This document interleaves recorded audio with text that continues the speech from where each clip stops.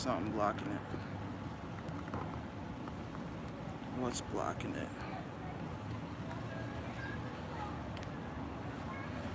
Alright, there we go.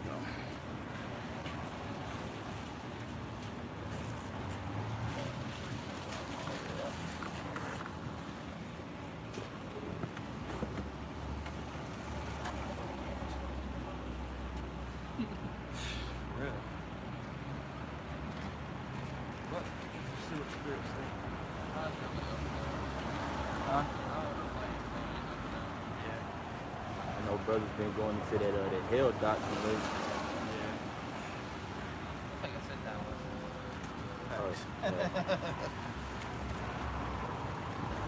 Brothers ready? Time. Alright, let's get it. Alright, Shalom. For the real biblical Hebrew Israelites coming to you week in and week out to prophesy the downfall of this wicked and sinful queendom called America. Alright, before we go any further, I'd like to give all praise, honor, and glory to the Heavenly Father, His only begotten Son, Yahweh, Ba'ashem, Yahushai, Ba'ashem, Kakadash. Double honors to our apostle, Elder, the great millstone, teach us this truth according to the Bible and rule well. All right, another Saturday. Second Timothy, preach the word. Oh yeah, I was like, that's what you Matthew 22. I'll go there too. Yeah. Whichever you got I first. turned Matthew right away. Go straight to it then. This is St. Matthew 22:9. Yep. Go ye therefore into the highways, and as many as ye shall find, bid to the marriage. Yeah, and that's rain, sleet, snow. All right, being wise, of course. Bid who? The elect back to the marriage of Yahweh Shai. Because we know that 2/3 of our people are not going to be delivered on this side, man. Like they were in, during the time when we was fleeing from Pharaoh. All right, the Lord delivered all of Israel, which consists of these so-called Negroes, Latinos, and Native American Indians. But this time you're going to have to pay, man. All right? That's one of the major reasons why we're out here, man. They still out here fighting again, another weekend. Real quick, you said something. This is the book of Jude, chapter 1, verse 5. Yep. I will therefore put you in remembrance, though you once knew this. Yeah, see, we once knew this, right? And how does the Lord put us back in remembrance through His men? All right, starting off with our apostles, all right, our elders, their elders, our bibbins, of course. All right, all the way down the line. It says, I will therefore put you in remembrance, though you once knew this, how that the Lord, having saved the people out of the land of Egypt, afterward destroyed them that believe not. Yeah, and the Lord had to destroy those that believe not, man. Because here it is, the Lord did a miraculous work, a miracle, all right, through His servant Moses. And what did our people do? What did our people do? As soon as they got, safe, in the wilderness, all right, they mocked, they scoffed, okay? They wanted to worship other idols. They wanted to go, hell, they wanted to go back to Pharaoh, man. Same thing's gonna happen, man. You can see it now that everything's shutting down, nobody's working, right? We're gonna be glad as hell, man. So the Lord will be some of those men. We're gonna be happy. The hell with the job. The hell, exactly, the hell with the job, man. This is Jeremiah 5:1. Run ye to and fro through the streets of Jerusalem, which consists of you Israelites, man. You so-called Negroes, Latinos, Native Americans, man. Going back to Maccabees, 1:5 and I think verse 19. That we are a people before we were a place. Second Maccabees. I brought it out. Yeah. In my lesson, I was like, how do you find this one? But I can get it real quick for you. I mean, it's all good, whatever, Yeah. Can't bring out everything. All right. This is Jeremiah 5:1. Run ye to and fro through the streets of Jerusalem. That's what we're doing, man. We're doing that right now with this light, with this word, man. And whoever's meant to be sealed and be bid back to the marriage of Yahweh Shai, they're going to get it, man, because the Lord's word doesn't go out void. Book of Isaiah tells you that. And see now and know, and seek in the broad places thereof, Mm-hmm. if ye can find a man, if there be any that execute judgment, that seeketh the truth, and I will pardon it. Yeah, and we was all one of those men at one point, man. All right? And now we came in, and now we're helping doing the searching, man. You know? Not with our own words, our own thoughts, our own vain opinions. It's Isaiah 8:20 all day long. All right? That's right. Now the Heavenly Father isn't going to pardon, all of Israel. He's only looking for the remnant. Those who are seeking, the truth of Yahweh Shema Shah, who wants to be sanctified, the meaning of life, of why we're all here. Yep. And we understand the conclusion of the whole matter is to fear Yahweh Shema Shah and to keep His commandments. Yep. And now we, through the terror of the Lord, come out here in the highways and byways to persuade you. Right? I got that pretty something now. Get that Timothy's. Okay. This is St. Luke chapter 14, verse 22. Verse 23, and the Lord said unto the servant, go out to the highways and hedges, and compel them to come in, that my house may be filled. Yep. That word compel means a threat, So we have gone out to the highways and hedges and have threatened our people with the words of Yahweh Shema Shai, to let them know the evils that are coming, the woes. Also the good news. Now Yahweh Shai, the King of Kings, the Lord of Lords, is coming back to set up His kingdom down here upon the earth. The contrary to that, those Israelites that don't want to get in order, that don't want to repent, judgment is going to come to them. Yep.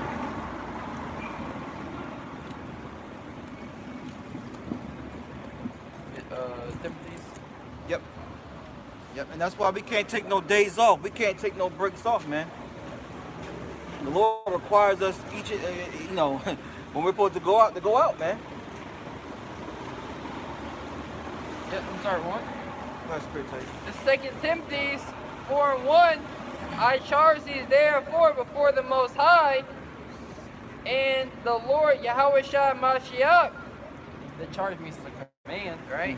Who shall judge the quick and the dead at His appearing in His kingdom. Yeah, the quick, the ones that have been made quick with His word, the ones that are alive, and the ones that are dead spiritually, man. Yeah, you got a lot of our people walking around here, but they're spiritually dead, man. Dead bones. They don't repent.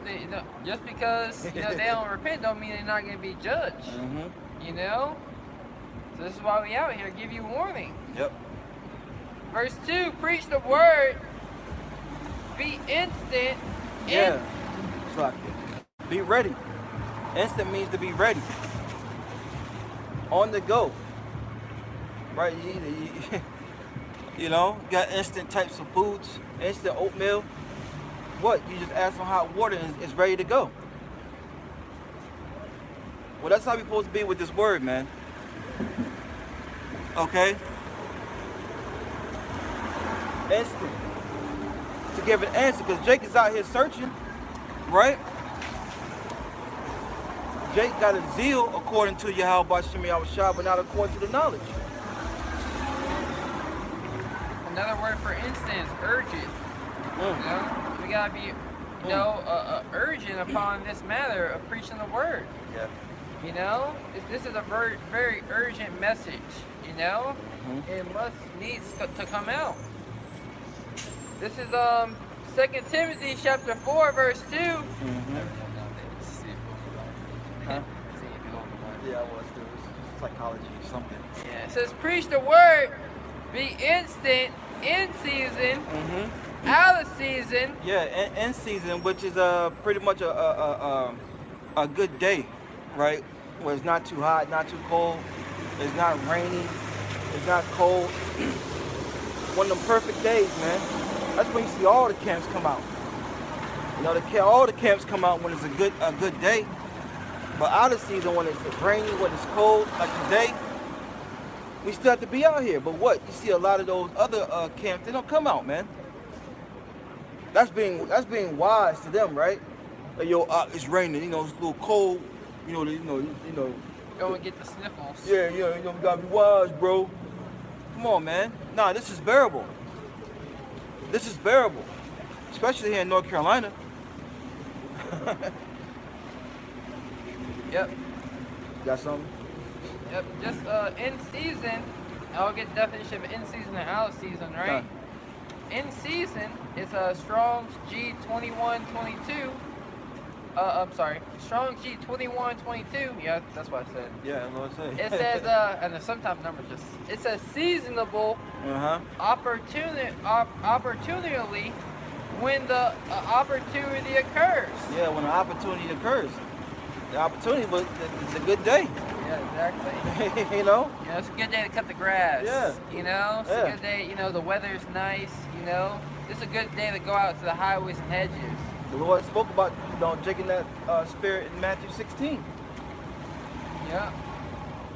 And the opposite of that, the Strong's G for is a G170 for out of season, right? The root word is to lack opportunity. Yeah, to lack opportunity, man. There's an opportunity, but you're not taking advantage of it. You're making excuses. And scriptures say a sinful man making a let me find it. Sirach 33:17. Is it?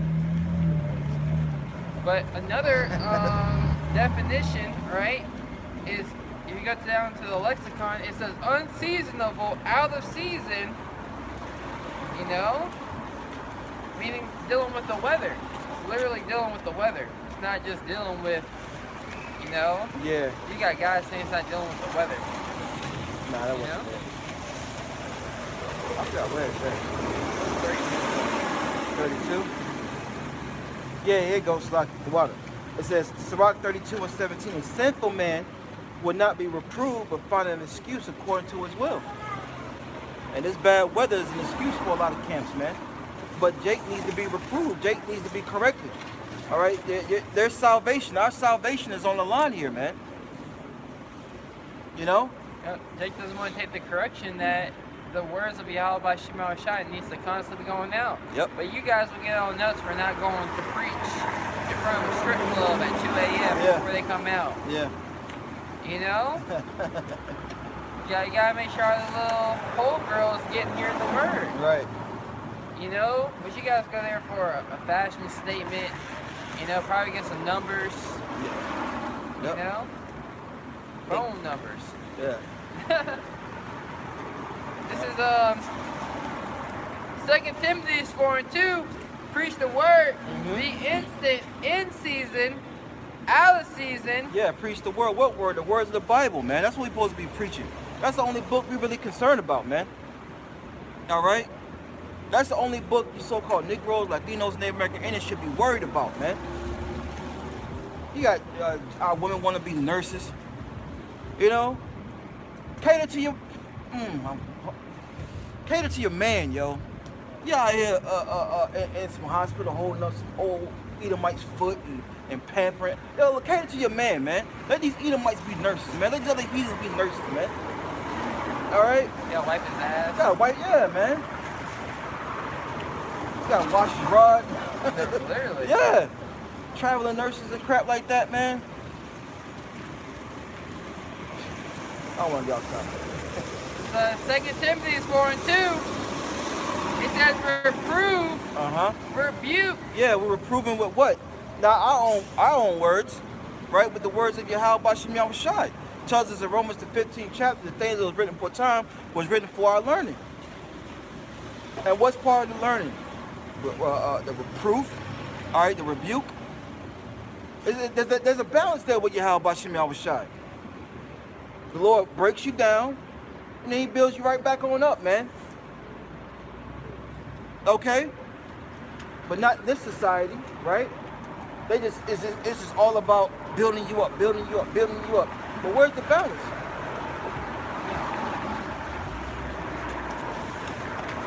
I'm sorry, I know you're about to say something. Very good. I'm reading. It says reprove, rebuke, exhort with all long suffering and doctrine. Yeah, we gotta suffer this thing, man. All right? That's why a lot of guys get tired They don't want to, you know, be up under command. They want to do their own thing, right? I don't want to deal with being in order. I don't want to deal with, you know, having to contend with someone that comes up and asks questions. That's part of our job. That's part of our job, man. And we got to deal with the boneheads of our people, man. Like that one dude that came out, I got a question. I may have 30 minutes. Keep waiting. We don't have to answer your question, man. We're the teachers. You got it. Yep. This is Hebrews 4:1. It says, "Let us therefore fear, lest they promise being left of us of entering into his rest, any of you should seem to come short of it." That's what it's about, fear. So we can come into what? This is not our rest, man. You've been told and sold a crappy deal. This ain't our rest. Your mind's been polluted with the ways of this world, man. It starts with fearing. Get Proverbs 1:7, Brother Shaw. That's where it all starts. See, Esau doesn't have any fear, man. I remember back in the day, you see those white boys with those surfboard shirts on that says "No fear," right? That's Esau. Esau doesn't fear the Heavenly Father. But guess what? We are commanded to. All right. This is Proverbs 1:7, and it reads, "The fear of the Lord is the beginning of knowledge." Yeah, the fear of the Lord. Being terrified of someone or something likely causing pain. Look, that's the beginning of knowledge, man. We know scriptures reasons why you should fear the Lord. The main one is the issues of life and death belong up unto Him. Right? The issues of life and death belong up unto Him. 1 Samuel, the 2nd chapter. That's why we should be in a state of constant fear, because our lives are in His hands. Yep. The Lord killeth and maketh alive. The Lord bringeth down to the grave and lift it up. Yep. That grave is that lowest state. You know, the Lord's going to cause hell to come upon the majority of the people in the last days. Yep. You know? So Proverbs 1:7, "The fear of the Lord is the beginning of knowledge, but fools despise wisdom and instruction." But only a non-believer would despise the wisdom and instruction, man. And a lot of our people are non-believers. They don't fear the Lord.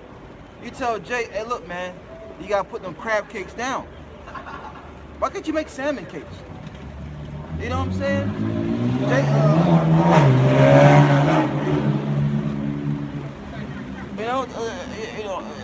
Jake's in the spirit of Esau, because watching videos today dealing with basically they're trying to fight hunger, you know, so they're all about I saw this one video dealing with hunger. They were taking sawdust, you know. Fear. Yeah, right? Fear. They were taking sawdust and turning it into food, and the meal was 80% sawdust. You know, they are over here splicing genes, making more organisms, GM, you know, to the capital, you know, 0O, right? Doing that, you know, and it's all in the, you know, it doesn't matter about the nutritional value, it doesn't matter about the side effects. You know, we're doing it because people want to be fooled. People are starving to death out here, and that's Esau. That's the same fear that Jake is in the sense of, oh, it tastes good. You know, I don't care about the ocean and the later repercussions of it. You know? That's the flesh. That's not Okay. okay. They can hear us. That's speak out loud. Okay. Yeah. This is back in Hebrews 4:2. Yep. It says, "For unto us." We finished that Proverbs? Yeah. Okay, come. Yep, we did. Yep. Can we read it one more time? Whatever Spirit say. Yep. We finished it. Come. You know, fools despise wisdom and instruction. Yep. You know? And the simple wisdom and instruction is for us to keep the commandments. You know? The planet Earth is supposed to be kept preserved by the commandments of Yahweh Shema Shai. You see? It says Hebrews 4:2. Yep. It says, for unto us was the gospel preached. The good news. This is good. This is supposed to make you feel good, man. All right, yeah, you can, get high, get drunk, or eat a good meal, or bust one off. But after that, you know what I'm saying? That's a carnal thing, man. This is good news to the spirit. You know, I was rewatching the Nat Turner movie, man, and that was pumping me up. I was getting the hype. Man. You know, because what? Those roles gonna be reversed. Deuteronomy 30:7, and that sounds like great news to me. Look, tired of giving orders. I want to give the orders. You got it. Yeah, you mentioned something. Okay. Because it says this is the gospel, good news, right? Yep. Where you can have, how you doing, man? You can have some type of carnal pleasure, and it's good for a moment. But the pleasures that come of knowing the ways of Yahweh Shema Shai, that gives you hope. During your low times, during the hard times, right? Yep. So I'm gonna get this Wisdom of Solomon 3:11. Right? Yep. It says, for whoso despiseth wisdom and instruction, Beautiful. For whoso despiseth wisdom and nurture, Yep. he is miserable. Yep. You want to speak on it? Yeah, so if you despise wisdom, of the Holy Scripture, wisdom leads to a good choice. You making good choices in your day-to-day life. Wisdom leads to It's like you want to slip up so the things like your face on the camera. Yeah, so wisdom leads to you making the right choices in life. You being nurtured by the words of Yahweh Shema Shai. That's what wisdom leads to. You being brought up, being a nutrition, being nurtured in your mind, right? Being shown a way to follow. That's right. Put on top of it. Yep. Wisdom of Solomon 3:11. For whoso despiseth wisdom and nurture, he is miserable. Wow, miserable, man. If you can't, Bible, try to get that definition. Yep, for miserable. Yeah, the scriptures say if you hate this word, you're miserable. And look at the state of our people, man. Look at the state of the so-called Negro, man, the head tribe, man. This man is in a state of confusion, anger. It's a reason why you got the term the angry black man, right? Why the black man so angry? He despises wisdom. All the way down to the Latin tribes, man. Got it. Miserable of a person wretchedly unhappy or uncomfortable. Wow, unhappy and uncomfortable. Why is that? Because you're subject to the curses till the Lord returns, right? But guess what? This good news that we're speaking is supposed to uplift your spirit. But Jake's too far going into their carnality, pleasing the flesh, that they don't want nothing to do with this, because there's a correction that has to come for tuning back into the spirit, man. Plugging back into the spirit. All right. Knowing that you gotta work, next. If you really think like, damn, you got a job, you got a 10-year plan. Well, I gotta work this many hours for the next 8 years to get this be where I want to be at 10 years. You like, damn, that's depressing. I gotta work, 47 hours for the next 3 years, then I can drop down to 36. And it's just like, what? When you really think about it, who the hell wants to do that? Right. We're looking for, a continuing city that's going to last forever, the kingdom of heaven, right? It says, for whoso despiseth wisdom and nurture, he is miserable. Yeah, this is supposed to comfort you, man. We're being nurtured up, man, with the milk, the wisdom, knowledge, and understanding. And Jake don't want none of it, man. This is like a spiritual intervention. I don't know if brothers ever seen that show, but it's like, these people get strung out on all types of witchcraft, these drugs, and then they trick them. They bring them to a facility where their family, their friends, their loved ones is at. And that one's bringing out notes and things they wrote down about them. Yeah, how this affected me in my life. Exactly. Well, Exactly. Yeah, I mean, when you really come into the knowledge, you realize, you come to understanding, the problems that you have with your family, but it is what it is, because, I mean, it's not like we can change them, it's not like we can do anything, but you come to that understanding, and you change in your life, so hopefully that vibration that's on you rubs off on them, so you two can have a better relationship, but until Yahweh Shai comes back and sets everything in order, we're really not going to be fully comforted. We're comforted by the hope, promises to come. And just to finish off, what do they do? A lot of them they run. They don't want no parts of being corrected, and they're wrong. A lot of them may go and then they'll relapse. All right, that's how this truth is, man.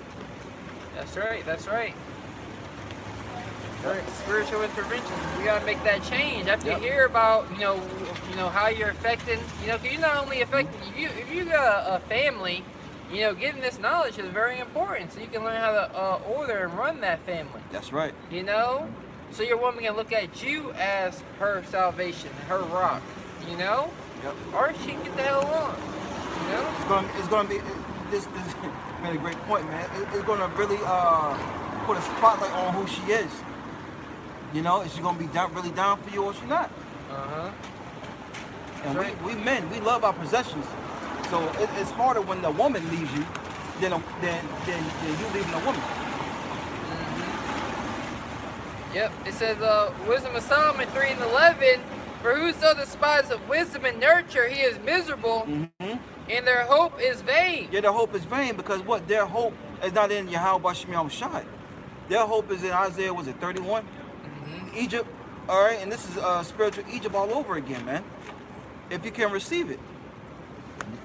Yep. Your hope is that America, is going to keep pushing that the economy is going to get better, that inflation is not going to get higher. Right. I was slack it, bro. I was listening to the radio on the way down here, and they were saying that what's that? I forgot the name of the egg company. That fast. The biggest producing egg company has a contract with Walmart, and to make a long story short, their increase went up over 2,000%.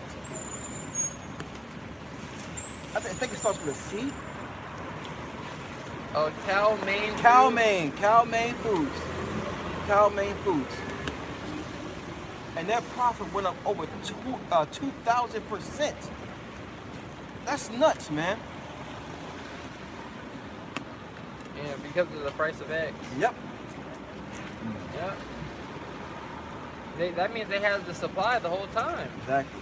They raised their prices on your asses. Exactly. It's a power grab from the middle class, because the middle class is giving the elites the most friction. Yeah, they give them a fight. Because they don't got enough to be comfortable. They don't really got enough to survive this next, transition. That's it. Because really only the multi-billionaires, they don't really care what goes on. They got the money. They got it. Well, that was their thing, to build up money so that when it hits, it won't hit them that bad. This is and it reads, it says, their hope is vain, their labor is unfruitful. Yeah, their labor is unfruitful because it's not of Yahweh Shem Shai. See, we pray that our labors are fruitful and remain, all right? Studying, being brotherly, doing the works, all right? Going to work. The Lord did say stay busy, right? And that means with the word, but also in your daily life, man. Study, brotherly, go to work, come home, don't be out here doing some BS. I know. Spray painting buildings and shit, Your house shut. Yeah. But we saw that, that's off, It says, right? It says their hope is vain. Yep. Their labors unfruitful, right?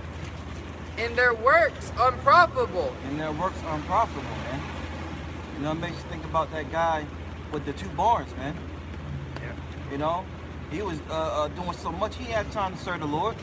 He was worried about his barns, man. That's a lot of our people.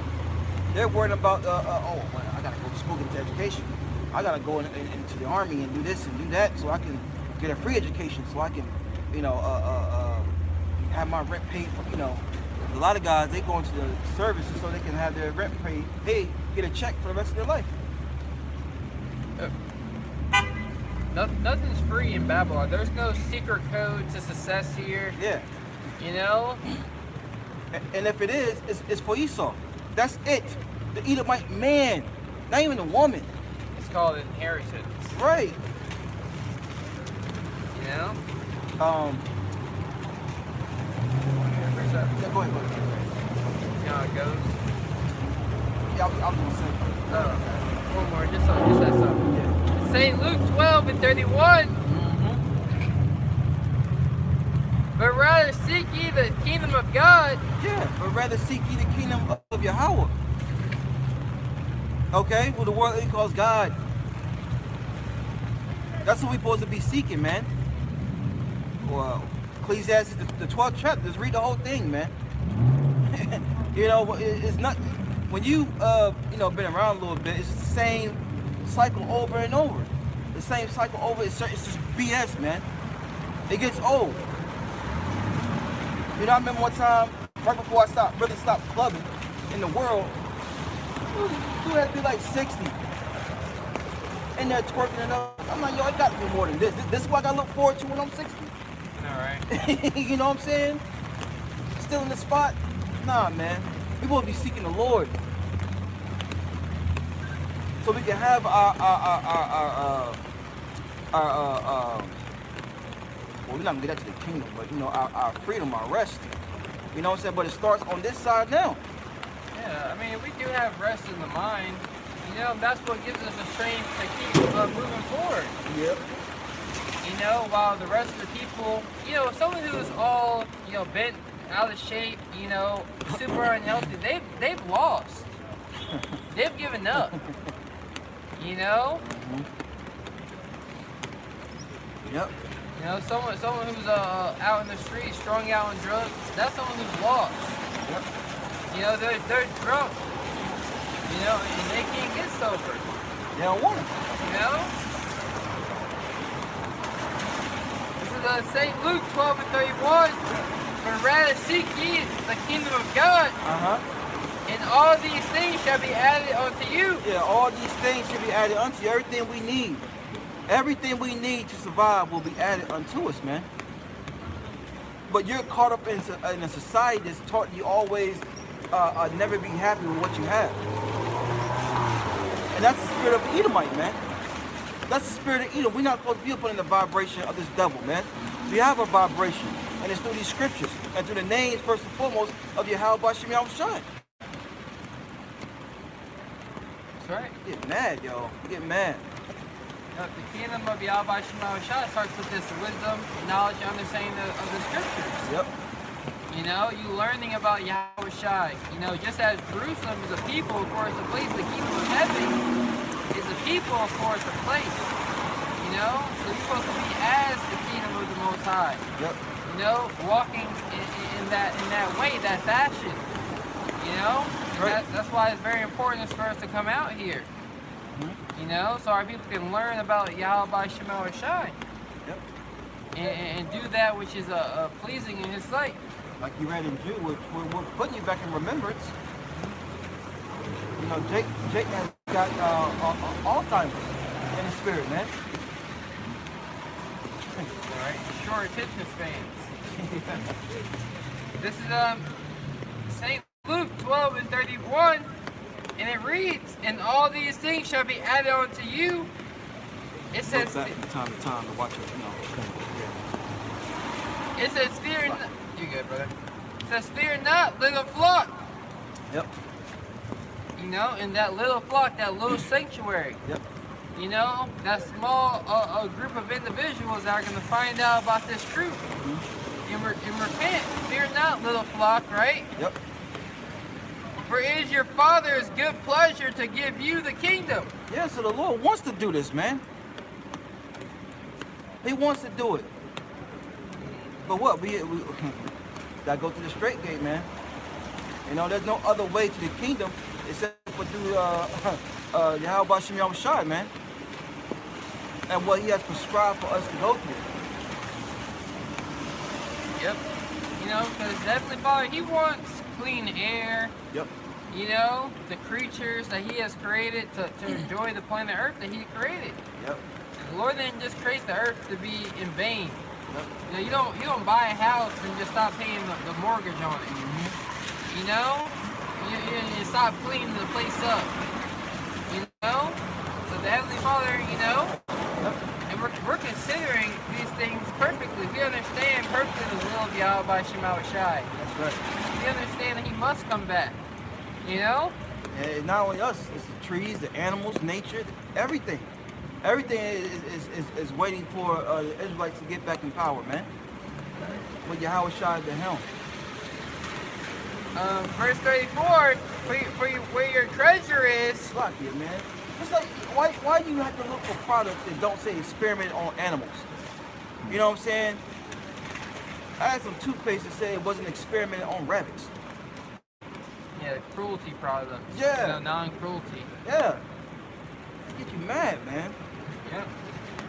Just like dude at my job was telling me how they used to tell if a woman was pregnant. It had something to do with rabbits too, man. I forgot how he said it, but it was like they would take a rabbit urine or something like that, man. Some old crazy shit, man. A woman pregnant, she's pregnant. You know what I mean? Mm-hmm. Yep. And they sell you cheap products in the store, you know, cheap food ingredients, cheap cleaning products, you know, even though, you know, your beloved CDC, right, and the FDA, right, would tell you that these things have carcinogens, right, products, cancer producing cells, you know, that destroy your body, you know. But there's no standard, there's no law being passed on the war on food. Nope.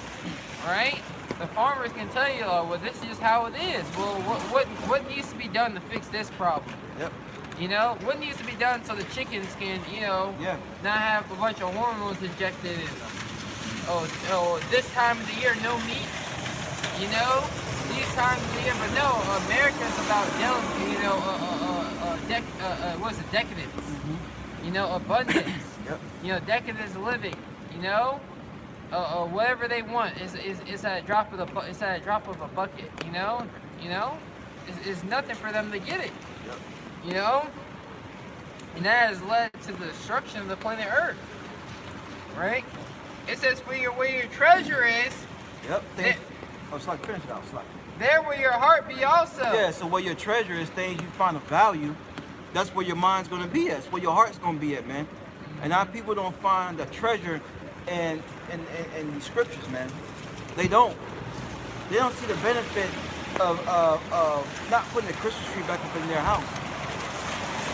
But the Lord said, you know, if you bring an idol in your house, it's gonna be just like it, man. You're gonna be a cursed thing like it. You know? But our people don't believe. Why? Going back to because of sin is against the evil work, Ecclesiastes. It's like Ecclesiastes 8 and 11. Yeah. It's not executed speedily. Therefore, it's set in the hearts of men to continue to do evil. Yep. You know? You know, they don't consider, you know, their diet. They don't consider, you know, how they sleep properly. You know, getting in with their circadian rhythm. Yeah. You know, they don't even care about how they treat themselves. Smoking cigarettes, you know, that are destroying their lungs. The lungs are supposed to inhale air, you know, not smoke. You know, the lungs enjoy some good air. Right. You know? I was like, they despise, you know, that smoke that Jake is constantly putting in their lungs, constantly destroying their body. Like I saw something where it was what root was that? It was a root that cures like tummy. You know when they go get tummy tuck? Yeah. There's an actual plant for that, man. You know? Yep. And you can control what you control what you eat, you know, to a sense, because Ezekiel the 4th chapter, that scripture cannot be broken. You know, but you can still take the herbs. You know, you can try to better yourself to the best of your ability. You got breathing problems. You know, you can take herbs for that. Yep. You know, but this ain't medical advice. You Right. know. Spiritual advice. You know, this is a spiritual elevation. Yep. These things elevate your mind, the way you think, how you see the world. I've been watching. I've been watching all different stuff. You know. Yep. You got a woman who might watch some spiritual things, how so your woman can better herself, right? I'll watch someone that going on like change their whole diet.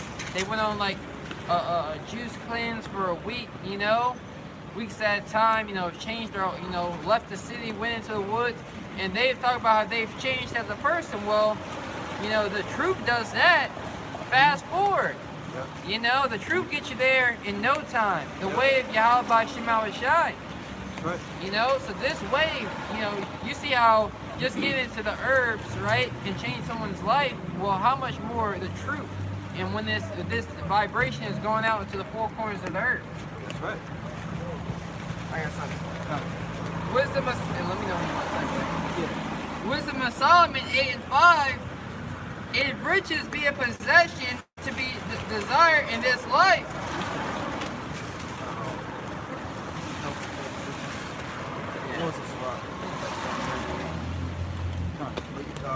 I can read. I'll read it again.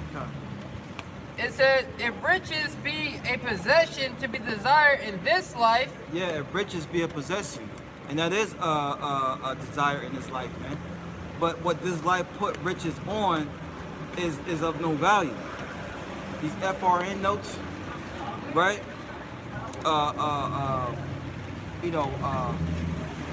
Cars, clothes, diamond chains. It's, you really not getting real diamonds. Right. This man's the devil, man. This man don't want to give you nothing. We're gonna all find out in the end, though. There's so much confusion out there. Yep. You have a diamond tester, then you got a fake diamond tester. Mm-hmm. So you're just like, damn, and then you think you know so much money about so much information about the real diamond testers. You got the real stuff. Yep. And it come out, you got all the information about the fake one. You bought fake ones the whole time. Yep. So this world is just a bunch of confusion. Yep. But it says, once again, Wisdom of Solomon. Yep. 8:5, right? Yep. Because we go back, Lot had a lot of riches, man. And Abram had a lot of riches, man. What were they rich in? Land, cattle. All right? Those are also forms of riches. I got to back you up. This is 9. Yep. I remember back in the day, I don't know if they still do it now, but if you was a farmer kid, you couldn't get no type of grants or or anything like that. Because farmers made bread, man. They had land, they had animals, they had cattle. You had to pay for school. Yep. This is Genesis 13:2. Uh-huh. And Abram was very rich. Yep. In cattle. Yeah, in cattle. Right? Substance. Yeah. Something something tangible, something you actually hold. Yep. Yep.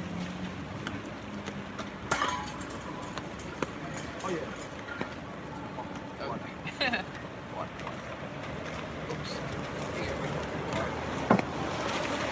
Genesis 13:2. Huh. And Abram, before his name was changed to Abraham, which I believe Abram means exalted father, Abram, and then Abraham means a father of a multitude. Right?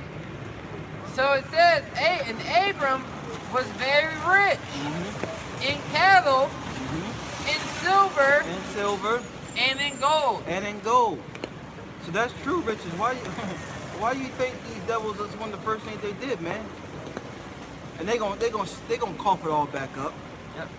You know? If he had cattle, what's that tell you he had land? Oh, man, can you imagine? You know, if you're rich in cattle, you got all types of cattle, you know, animals, livestock. Yep. That means you gotta have a lot of land. You know? But I'm gonna finish out Ecclesiastes 8 and 5, Wisdom Solomon 8 and 5. Yep. I wasn't sure if I finished it out. No, I got that precept to talk for. Yeah, then we'll sing with it. Yep. Wisdom of Solomon 8 and 5. Whatever the Spirit says. Yeah, that's right. If riches be a possession to be desired in this life, what is richer than wisdom that worketh all things? Yeah, what's richer than having this wisdom, man? It worketh all things. Why do you think Solomon asked for it, man? King Solomon. Why do you think he asked for wisdom, man? Because you know what? It worketh all things. He wanted to govern the people the right way. And what would happen? He was added, man. He was added in value to things that, you know, carnally things. Okay? Yep. Understanding, you know, certain food combinations, you know? Understanding if you add a baking soda solution on your meat, you know? It causes where when you cook the meat, it don't dry out. You know, all the nutrients just don't come out of your meat. You know, just understanding those little things can change your life. Yep. You know, change how society is ran. Change, you know, putting certain, you know, taking the, you know, colloidal gold, colloidal silver. You know, making that, you know, a staple in grocery stores and, you know, at markets can change a society. You know, saying, oh, everybody needs to be taking this. Yep. You know, oh, this needs to be given out. You know, and high demand. This needs to be everybody needs to have this product in their household. You know, oh, plants. Everybody needs to have plants. You know, where they live. You know. Yep. But no, artificial intelligence. Yep. Right? Yep.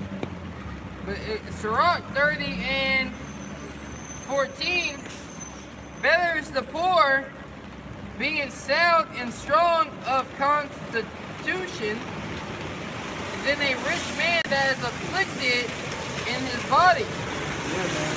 Better is the poor. Right? You got a definition of that's right, man. We don't want to be rich on this side. All right, but we're rich in his faith. We're rich in the spirit. That's what matters. You know, we're taught that if you don't have money, you ain't got nothing. Okay, if you don't. Sorry. Are you good? Yeah, fundamental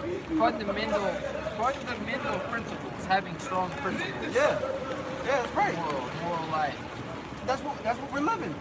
We're poor, but what? We got strong moral values through what? Through the scriptures, man. Through the spirit and power of Yahweh Shem Shai, man. That's gold. That's gold. That's a lifesaver. That's why the apostles, even though we're poor, the apostles teach us to be stoic. Yep. You know, stoicism. You know, you know, they don't care about how much they got. You know, as long as they're living up to the highest level of moral standard there is. Highest level of moral principle. That's all a Stoic really cares about. You know, and that's all we must really care about. The highest level of moral standard is coming out of the Holy Scriptures. That's what life is really all about. You know? In a Stoic, he's willing to lay down his life if it means it's for the greater good, you see? And that's what the men of Yahweh Shem Shai, for the greater good of our nation, right? And ultimately the planet Earth. You know, we're willing to sacrifice, you know, Saturday, sacrifice, you know, in the being comfortable, you know, because we still gotta work, you know, we still gotta deal with our day-to-day afflictions. It'd be a great day, rest, you know, you know, let your body recover, but it is what it is. You know, we out here making our bodies a living sacrifice, you know, holy, acceptable unto Yahweh Shem Shai, which is our reasonable service. Yep. You know, so it's better to be poor having hope, having wisdom, knowledge, understanding. High morals and understanding. Yep, that's It's going to lead to a long life. Prime example, not this week, but the week before that, one of the hot topics of the week was, guys coming up against the police. And scriptures tell us how to deal that way. You know what I'm saying? You agree with that adversary when thou art in the way. Matthew 5, something like that. 5:30. Yeah, 20 something like that. Yeah, we ain't gotta get it. But or pop the next man. All that comes with wisdom, man. Do some research. You do some research on how these Edomites, you got Edomites that go out there and fight for their constitutional freedom. They be doing audits. They'll purposely report the police. Yep. So they can get a charge, and they catch hell. Yep. I saw one Edomite. He had the blind stick, the cane stick. Oh yeah. He was walking down the street. He just walked from his house early in the morning to go to the courthouse because he had a duty. You know how they have the duty to be on trial? Jury duty, right? And he was walking home because he was good. He got canceled, and the lady pulled him over. He's like, "Oh, what is that? I need you to stop." Right. And then he was like, he was annoyed, So he's like, he's like, this is like a weapon. That's why I'm stopping. You need to stop. He's like, well, it's not a weapon. You've identified it's not a weapon. He's like, why do you see your ID? He's like, why do you need to see my ID? So he catching hell. Right. Walking home. Right. Because he don't want to show his ID. Yep. Then eventually they arrest him, right? Mm-hmm. They put him on their handcuffs, right? Yep. They get his ID, they find out who he is, and then he was like, I want your guys to badge him. He was like, well, if you want to make it really difficult, we can just take you downtown for disruption. And he's like, well, let's go ahead and do it. Put him in the back of the car. That's Esau. So you got a bunch of emotional Edomite cops. Yeah. That got bullied when they were in school. They got they got picked on. So now they're using their power. Yeah. So just let them win. Take the load. Use wisdom. Every time I've been going through checkpoints, cause Esau, Edom, they do the DUI checkpoints. Roll the window all the way down, hand them the card. Oh, you good to go? Yep. It's like, damn, that was easy. Yep. Everybody else make it difficult though. Yep. But let me finish this off. Sirach 30 and 15, health in the good estate of body are above all gold. Yeah, health in a good state of the body is above all gold. That's right, man. Now look at these elites. Different transplants here, transplants there. They got all the money you can think of, man. All the money, all the technology you can think of. Right? But their bodies. You gotta have a certain level of wisdom to understand how to take care of your body. What herbs to take, because your body breaks down over time. Yep. But how to keep the body strong as it waxes old through age. Yep. That's a wisdom and knowledge within itself. Right. That's a practice that was taught in our culture. Right. So us learning about the herbs again, learning about the earth, just as Solomon did, right? King Solomon. That's us coming back into our heritage. That's part of it. That's part of you being born again. Your body. When you juice, right? Juicing is an easy practice. That brothers can do. When you juice, it allows the cells in your body to receive oxygen, which allows them to heal your body to become healed. Start to heal itself. We finish 104 and 3 or 103 and 4. This is Sirach chapter 30. Yep. And verse 15. Health in the good estate of body are above all gold. That's right, man. You ever had a toothache? You know what I'm saying? And where does that come from? You're not eating correctly, not eating properly, not taking care of yourself.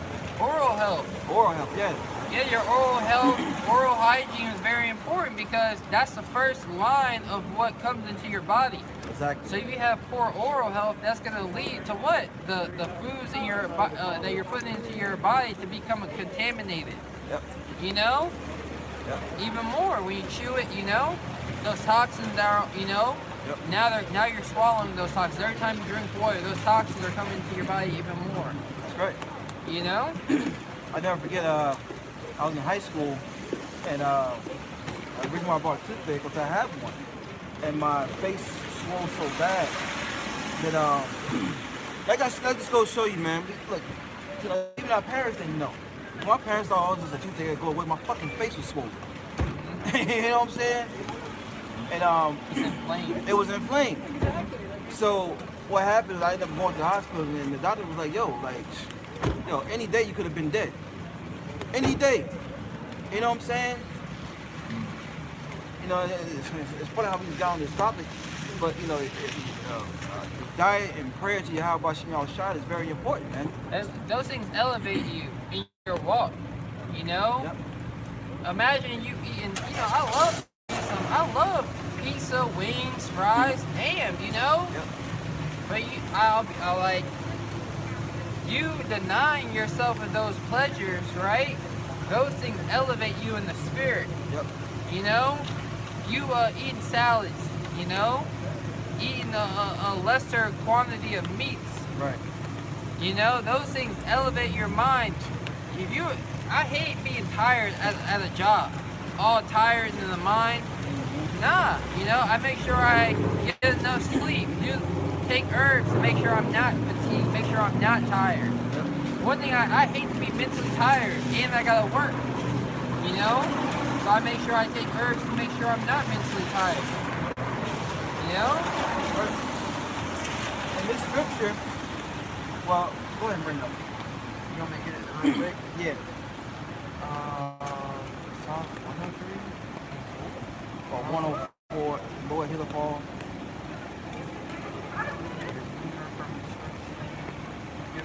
Oh, yep. 103 and 3. Yeah, 103 and 3. Go on. Yep. Psalms 103 and 3. Who for? I'm sorry, 2. Yeah. It says, "Blessed is the Lord of my soul, and forget not all his benefits." Yeah, what are his benefits, man? The herbs. You know, the seeds, the things the Lord has here on the earth. And all that comes with time, and it also comes with being disciplined. See, discipline is not taught here, man. Discipline is not taught. You know, a lot of people put their children in jiu-jitsu, all right, karate, to teach them discipline, man. Well, this is the true discipline right here, man, for you Israelites, so-called Negroes, Latinos, Native American Indians, and you Israelite foreigners, right? Yep. You said you're going to the seeds, right? Well, moringa seeds, you know, when you can drink them into a tea, right? You can take them straight up, you can crush them, put them in your water. They purify your water, take toxins out of your water. You know, moringa seeds are really good for your water consumption. You know, and what does that do? You know, it makes you're made of water. Yep. You know, we're made up of a high percentage of water. Well, so what do you think that does to your body?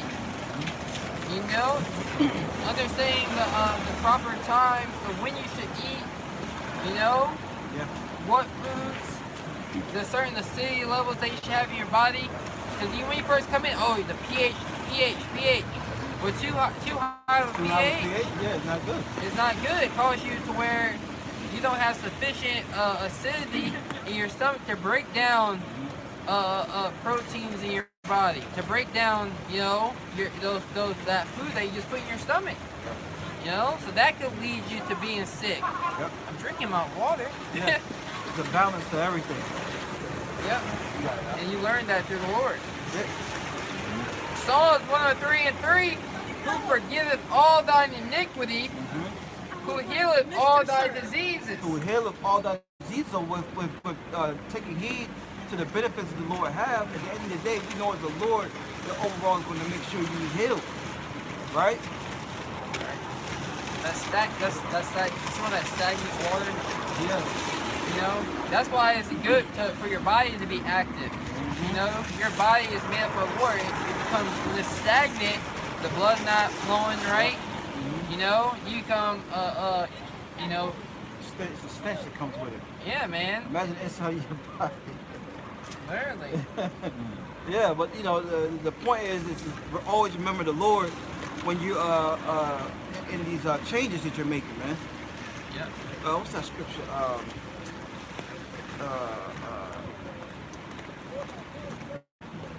Proverbs 3 and is it 5, 6, 7, verse 7?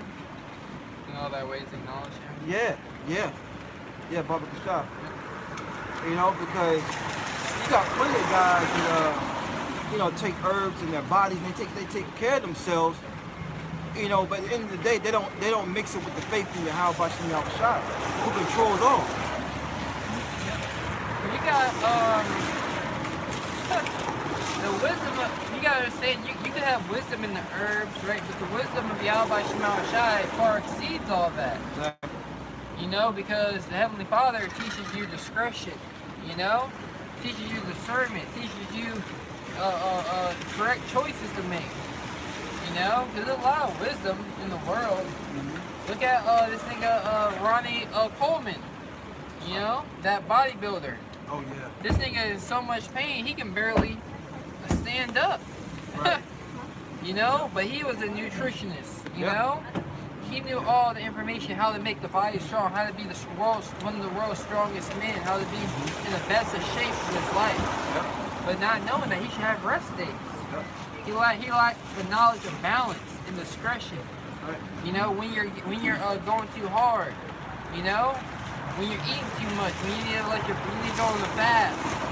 Because your body fluctuates. Just as the earth fluctuates with seasons, right? You know, you go through seasons in life. Yep. You know. Also, listen to your body. Your body's, you know, when you know when you need a salad, a good salad. You know what I'm saying? You know when you need a good dish. You know you need a good that. You know what I'm saying? Yeah, you should know. It says, Proverbs 3, and I'm sorry, 5, trust in the Lord with all thine heart. Yeah. So when you're taking care of yourself, always continue to trust in the Lord. All right. These things are, you know, these seeds, these herbs are meant to help you, but at the end of the day, we gotta trust in the Lord healing us. Going back to Deuteronomy 32, the Lord says, "I womb and I heal." All right. We just read Psalms 103.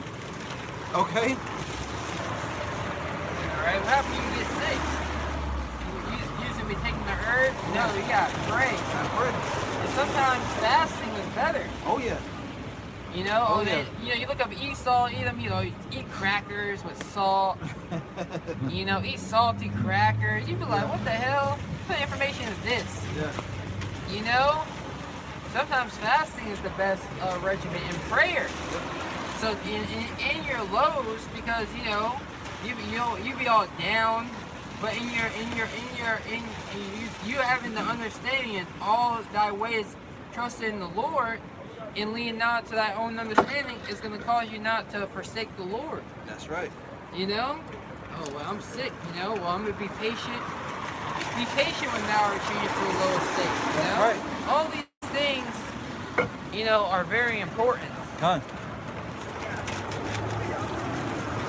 Proverbs 3 and 5, trust in the Lord with all thine heart, and lean not to thine own understanding. That's right. And that's what's promoted here. You to lean into your own understanding, like you was going into, you know, well, take this and take that. Well, yeah, that may help, but my understanding is to always continue to trust and pray and rely on Yahweh Shem Yahushua, man.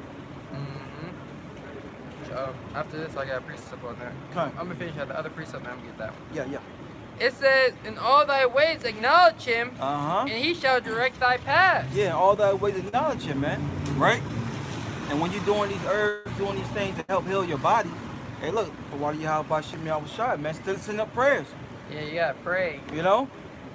You know, you gotta pray that they heal you. You also gotta pray for discipline. Yep. You know, because you know you can have a bottle of ibuprofen, right? But why do I get headaches? Yep. You know, what's the root cause of me getting headaches? Is it because I'm not drinking enough water? Is it because, you know, I'm not sleeping enough? My withdrawals from soda. Yeah, is it because I'm just going through withdrawals right now? I ate poorly. You gotta understand, you gotta know your body. I ate poorly 2 days ago, and now, you know, I was craving it, right? And then, you know, I told myself, now I'm good. Right. But now I'm having a headache because I'm going through those withdrawals of the food. You know, those withdrawals come several days later. You know, you could be, oh, I ate good. You know, it's just like, why I'm getting that? It's like you said, it's withdrawals. Yep. And you, like brother's saying, you gotta know your body. You know, you gotta know yourself, and that's what this truth teaches us. Teaches us how to govern ourselves. That's right. That's right. Proverbs 3:7. Be not wise in thine own eyes. Fear the Lord and depart from evil. Yeah, fear the Lord and depart from evil. And you know, when you fear the Lord, you do what He says do. I mean, when you read up, right? It said to trust in Him with all thy heart. It's like with this whole juicy juice thing, man. Our people really show how much they trust in the Lord, man. What that end up saying, I don't care what's in it. I don't care who made it. She stuck her arm out and said, just give it to me. You know what's funny? You can't find that video no more. You know? Yep. How much more when the Strong's G5480 comes to pass? Yep, people are going to be crying for this system. Yep. You know? People are going to cry for it. Yep. You know, please give it to us. Please, just like they cried, like I said, I don't care who made it. That was her crying for it. Yep. You know, when they put into these situations, you know, oh my gosh, please help us. You know? We was here to help you the whole time. I don't know why there was a war. I don't know why a war broke out. Right. We was here the whole time to help. Yep. You know, it was those seed theorists. They're the problem. They're the reason why. Yep. Because they're painting a narrative, you know, and those people who are, you know, I say part of the matrix, they're falling into those traps. Yep. You know, you can talk, I was watching a video, you can talk to, you know, Jake about the game, you know, football, but, you know, as soon as you start talking about, you know, the bad toxins that are inside of our food, you know, who's really doing it, you know, it's like, you know, Jake, you don't know anything. What do you know? No, this is Jake response. I gotta die of something, right? Yeah, I gotta die of something. I know a Jake like that, man. You know? But, as he smokes his Newport. Literally. And alright, I had Jake, we were working outside. Jake come, when they hang out, like, dude was like, I don't want to talk to you. He packing cigarettes. I be like, yo, my God, it's like, I was telling him straight up, like, yo, it's like, I don't know why you came over here, bro. I don't know who told you to come over here. Can we be friends? Like, now everybody else, you know, he don't like it, you know, he don't like when people smoke around him. Yeah. Like, yeah, it's like, damn. Yeah. I don't come here to be your friend. Yeah. You know, I come here to do a job. That's it. Tell him, man to man, tell him straight up. Get my daily bread. You know, we don't gotta talk. I don't need your small talk. But you an asshole for that. I'm an asshole. I'm the asshole. Yeah, like, come on, man. Be mean. Yeah, you got it. But this is Sirach 30 and 15. Health in the good estate of body are above all gold. So you taking care of yourself is above chasing a bag. Jake killed himself chasing a bag. Body be breaking down. They be through.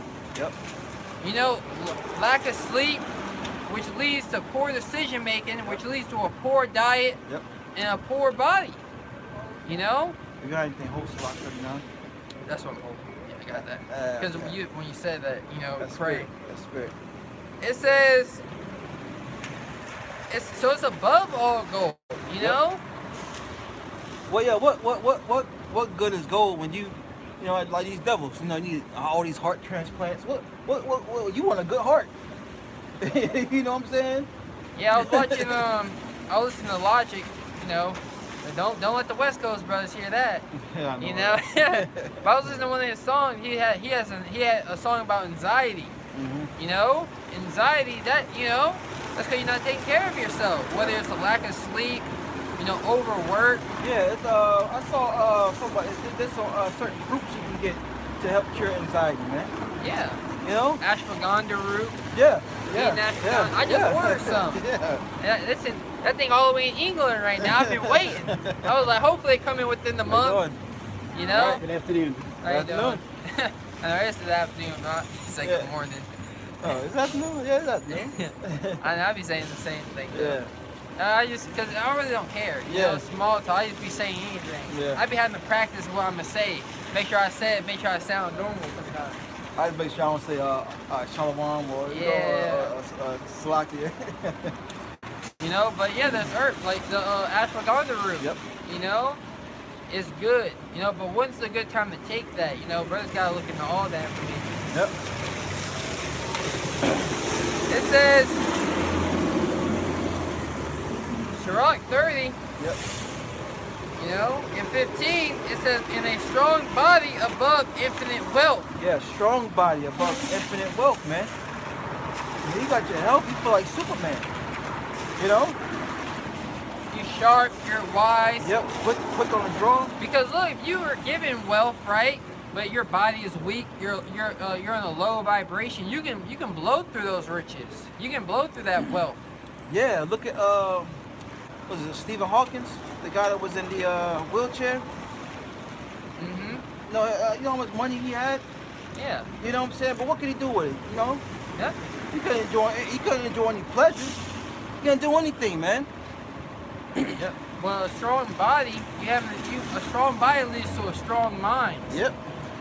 You know, a strong mind leads to a strong body. Yep. But you know, in order for you to have that strong mind, you know, and strong body, you know, that puts you in certain predicaments, that puts you in certain situations in life that you're going to be able to overcome. Mm-hmm. Yep. You know, more so than someone who just has riches and don't got no answers in life. That's right.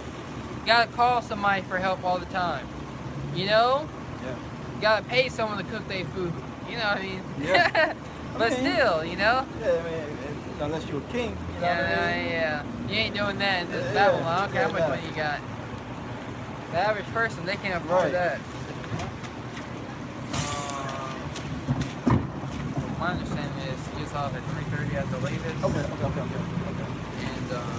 supposed to come straight downtown after work. Okay. But you know, sometimes they have to clean up, they have late patients. Okay. You know. But Sirach 38. It's 38, but you wanted 39 on their position, 38. Yeah. 38. Well, it don't matter. Yeah, it's 38. Yeah. Yeah, it's 38. Sorry, there's a couple of verses I want to read out of this. They're really good topic. Yep. Sirach 38:1, honor a physician with the honor due unto him. Yeah, look, start with our apostles, man. Right? The elders. Yeah, look, what did Esau do with the position of this world? He offered them. Yeah. You know? Sevi was one of them. Yeah, but he was off. He was off on certain points, but he was good. Of course, you know, but you know, for the most part, you know, that was the more way of going as far as healing. You know what I'm saying? Well, yeah, exactly, because it's a way, you know. And then, like you said, really the apostles, because when you really understand, because they're gonna give you the whole truth, you know. Yep. Dr. Sebi said eat pork. Yeah. You know. Yeah, that's all. But you know, he could have been pressured to say that. Yeah. You know, but you gotta have men of integrity that's not gonna compromise to be your physician. That's right. You know, because I'll give a testimony. As soon as I did that lemon ginger blast, you know, that like damn, you put in all the effort, cutting everything. Like took you an hour in the kitchen. Yeah. You drink it. You know, you feel good after that. You know. You know, after you invest in, you don't got much money, you invest in that juicer. You know, you like, I can't go back. Yeah. You know, I can't go back to eating slop. Yeah. I invested too much already. That's right. You know, why would I eat poorly, you know, after I done spent money to eat good? You know? Yep. So it's a way. We look up the word diet in online etymology, it's a way of life. That's right. So you honor a physician, you know, he has the knowledge of the herbs. You know, when to take certain, because certain herbs you're supposed to take in the morning. Yep. Certain you're supposed to take at night on an empty stomach, on a full stomach. Yep. After a meal, before a meal. A couple times a day. That's why we have the dietary laws. It's a way of what the Israelites custom, our life. No, you ask the average American, does caffeine give you energy? No, it really drains it. Yeah, caffeine just turns off the receptors in your mind that tells you that you're tired. Mm-hmm. You know, so it doesn't give you energy. So really, that heart is, I'm sorry, brother. No, that heart is still being overstrained when you're tired. Mm-hmm. So too much caffeine is not good for you. Yep. You know, you got in certain herbs you're supposed to take for a season. Right. You might take it for a week, and you gotta take 3 weeks off. Mm-hmm. You know. Balance with everything. Yeah, and certain herbs are good for women and not good for men. Yeah. What bottle? You know, you gotta understand. Oh, that's all right. Yep. You got it. This is a Sirach. That's why you gotta honor that physician. Mm-hmm. Sirach 38:1. Honor a physician with the honor due unto him for the uses which he may have of him. Yeah, with the uses you may have of him was what? The knowledge, right? Yeah. Going back to the Lord, I said it again. I say it again. The apostles, the spiritual thing, man. All right. Like you say, you got certain guys that will be compromised, but you know the men of the Lord are gonna be compromised, man. Yep. Because you have certain uses of different herbs. Like let's say you burn yourself. Everybody thinks herbs are just oral, right? Mm-hmm. You burn yourself. You take some olive oil and some wild honey or manuka honey, right, and put it on that burn the tree. It'll heal it. Yeah, honey better. You know, you gotta put the olive oil. I burned myself. That works, yeah, that works. With the scarring. The honey, but you put the olive, cause it where it doesn't scar. Mm-hmm. You know, so that's where the honey comes. That's where the olive oil comes in good. So where it doesn't scar, but the honey causes that pain to go away. Mm-hmm. You know. Mm-hmm. So. Yeah, just knowing those things, you know, because I put some olive oil, lotion, and some honey. Yeah. Had a big burn, and it went away. Yeah, remember they showed you that in that movie with Denzel, Equalizer. Remember he got shot and he was in his bathroom, and he had the honey. You know, he got shot like on his knee. Yeah. And he put it on there. You know. Yeah, I forgot. Honey is known as a something, but when it comes, it heals wounds. Yeah. You know. So honey is very good for you. Yep. Very rich in nutrients, and also the uses, right? Honey, you're not supposed to heat up honey because it kills certain property, especially like manuka honey from plants. It kills those healing properties when it's heat up to a certain temperature. That's right. You know, certain things become toxic when you heat it up too much. Mm-hmm. You know, it becomes rancid, becomes no good. And all that knowledge, we gonna get back in the kingdom. How things really supposed to be ate and processed and, you know, made and, you know, or ate raw, or you gotta cook it this way. We all get that back, man. Yeah, but just dealing with the herbs, because I mean, your diet, that's the, you know, herbs and diet, you know, what you eat on the day to day, because you know, yeah, like you were saying, it's different. But the herbs have one particular healing use, you know, and just find out what those things are for your body, you know. This is Sirach 39:1. It says, "For the Lord have created him." He's the physician. That's right. You got it. Yeah, so the Lord created the physician. You know, it's the Lord that just like He's created men to preach His word, to be fathers of knowledge in this aspect, right? Right? The Lord's create men to understand how to deal with the herbs. That's right. And that's an ancient practice passed down. You got that knowledge has to be passed down, written in books, read about. You know, it's just not something you just figure out on your own. Right. You know? All the tribes had it, man. Some more than others, but we all had it. Yep. That's why they be like, oh, this herb's been used for thousands of years. You find out about a herb because it has, you know? they were saying that matcha powder, you know, has some of the highest level of antioxidants, you know, for the body. You know, there was another one. Like, I always forget what it is, but it's like 100 times better than maca powder. Yep. You know? But it reads, and those are, maca powder is just green tea leaves, crushed up. It's just green tea. It's just it's a plant. Yourself. You can really do that yourself. Yep. This is Sirach 38:2 for the Most High. It says, for the Most High cometh healing. From the Most High, at the end of the day, cometh the healing, man. So yeah, we do these things, but what we ultimately have to resort back to Yahweh Shem Shah, putting his spirit and these herbs to heal us. All right. And look, sometimes it's overnight, sometimes it's not. But you gotta what? Trust the process, which is trusting Yahweh Shem Shah through what? Prayer. Yep. When you fast, you feel those. Let's say you go on you intermittent fast, right? 18. You know, because really, 18, 20 hours, you get up in those ranges, right?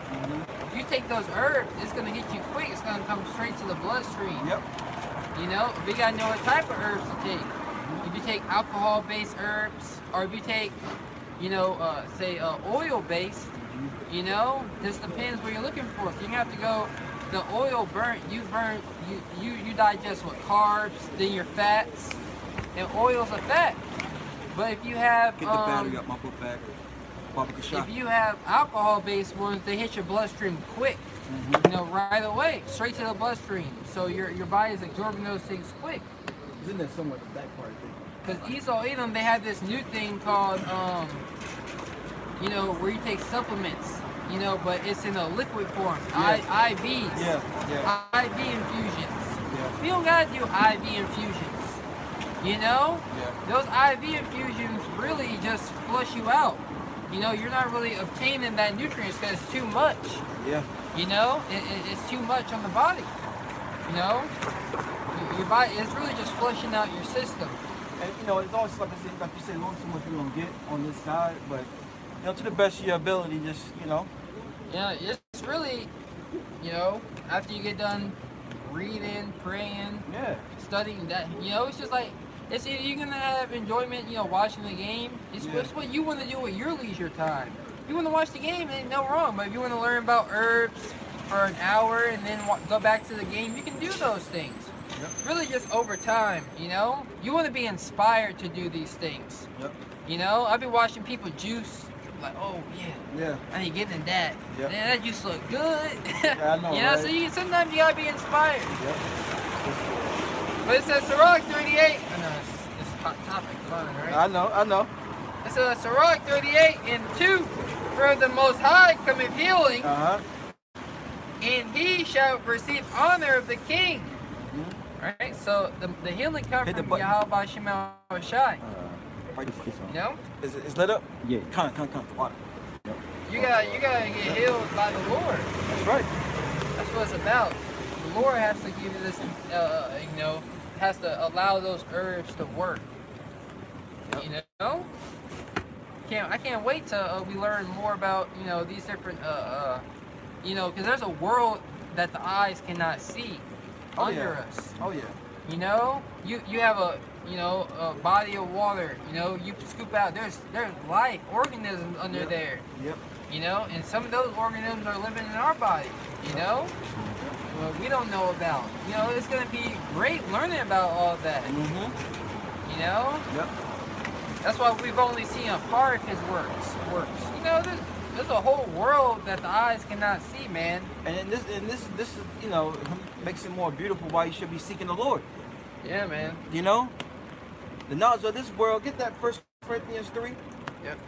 Bible shot 3 and 19. I started 18. You want me to finish this one out? Yeah. So I can finish that out. Yep. This is Jake all down and out. See, look at Jake. You know? Yep.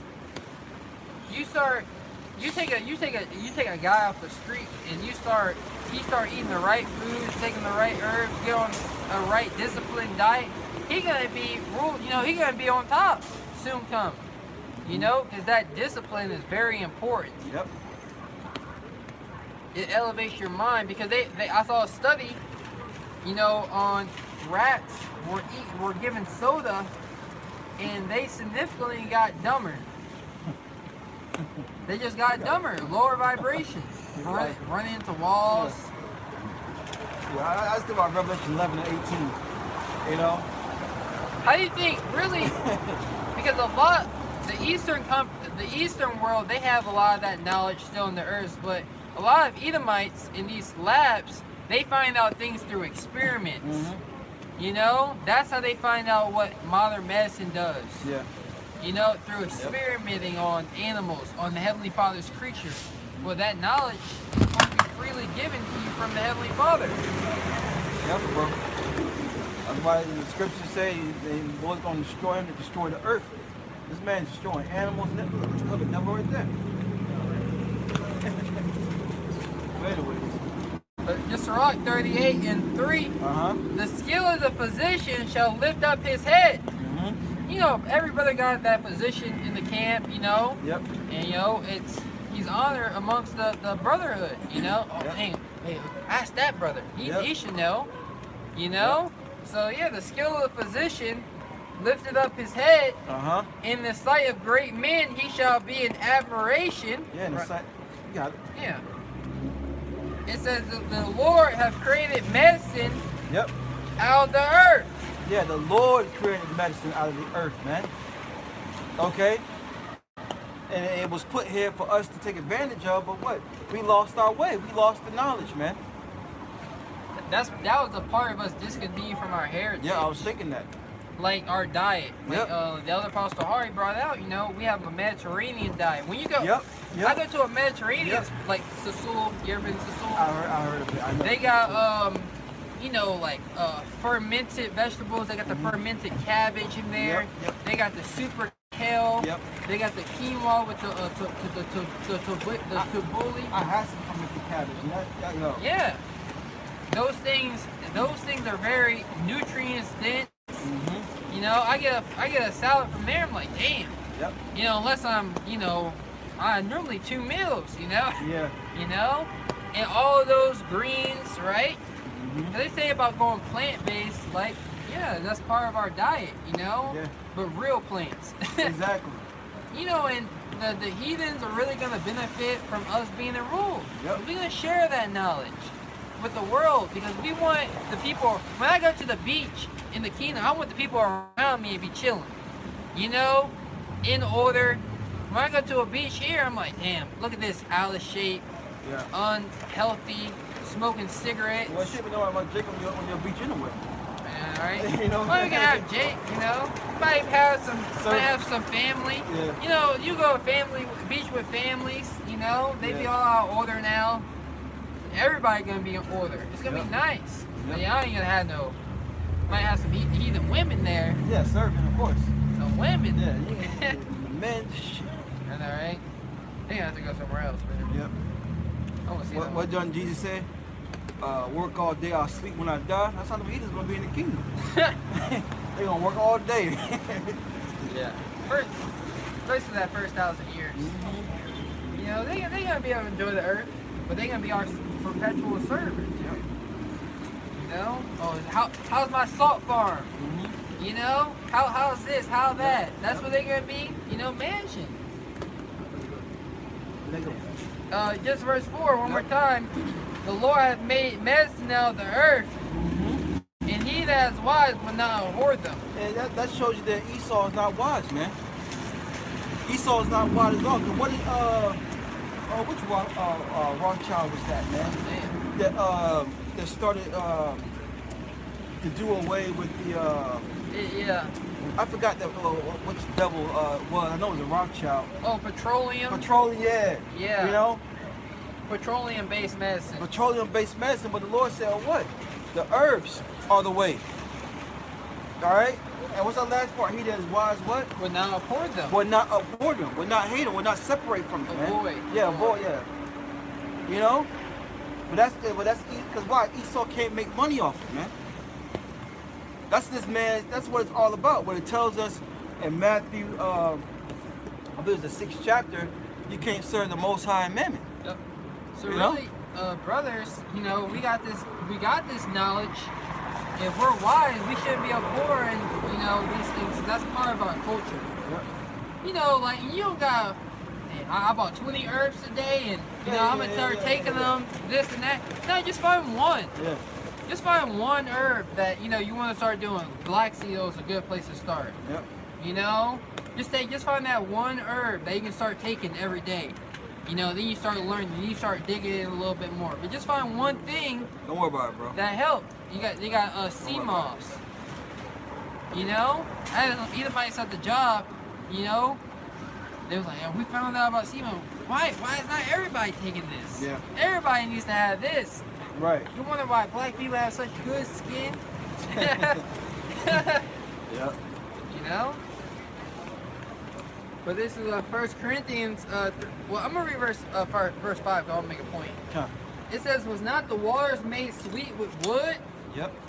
that the virtue thereof might be known? You know?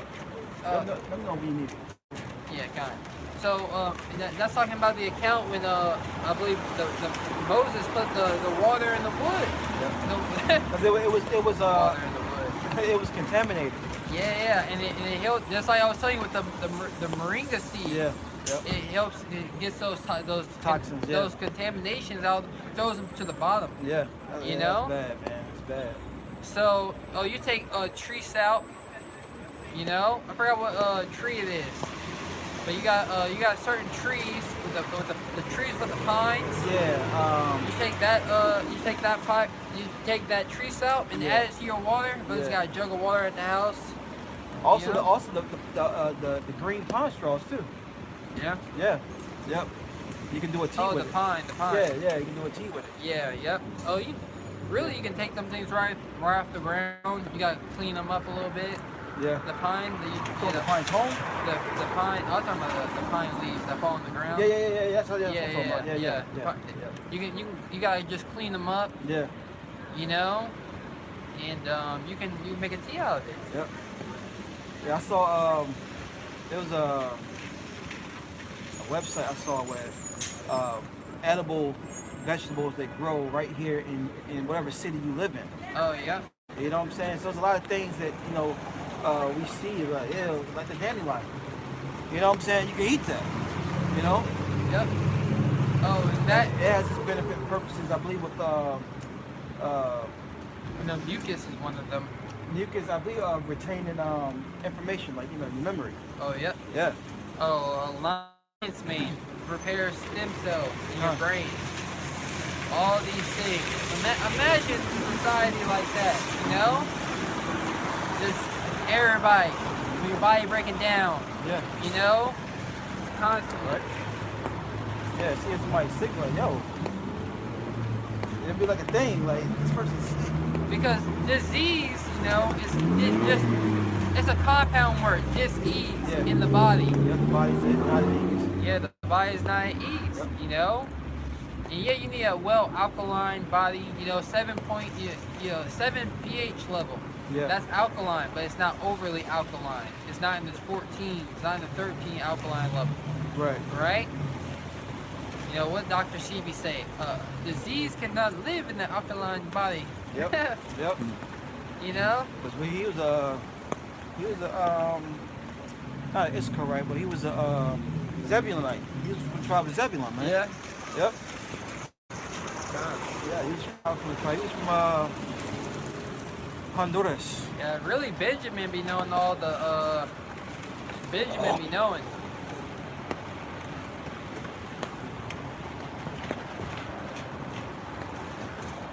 You know? Just So because you take the herbs don't mean you're better than the next brother. Yeah. You know? Yeah, so let's segue some prophecy, of course. No. You know, the spirit went through on that one. You know, but All right, you gotta have riches of wisdom. You know, Yeah. riches of, you know, just knowledge is way better. let's go back to that wisdom. It's a segue into prophecy with that. Get Proverbs 3 and 13. Okay. You guys ever get like any media, Keep reading. social media? This is the No. Proverbs 3 and 13. Yep. Happy is the man that findeth wisdom. So the scriptures say happy. You know, our people are in a state where they're not happy. But what? Going back to wisdom of Solomon, they despise. You know what I'm saying? They despise the wisdom, so they're not happy. But the scriptures say, happy is the man that findeth wisdom.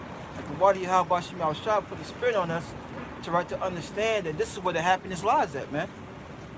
It lies right within these words, the comforter. Yep. You know, what's that parable of the man, I know you know it. When he see if he goes and buy the whole land, something to that effect.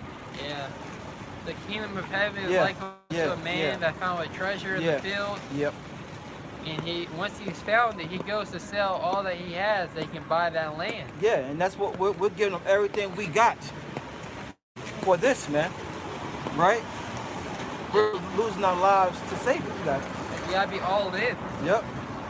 You know, you don't have all your chips. You know, when you play, when you're betting, all your chips are on the table. Right. You know, they're in the pot. You don't got any other way. This gotta work. Right. You know, that's gotta be your mindset. This gotta work. That's you right. know, because a man that's everywhere is nowhere. You know, a man that's trying to, I'm getting to the truth a little bit. I'm gonna be over here. You know, you have to have a priority that drives you, that keeps you motivated.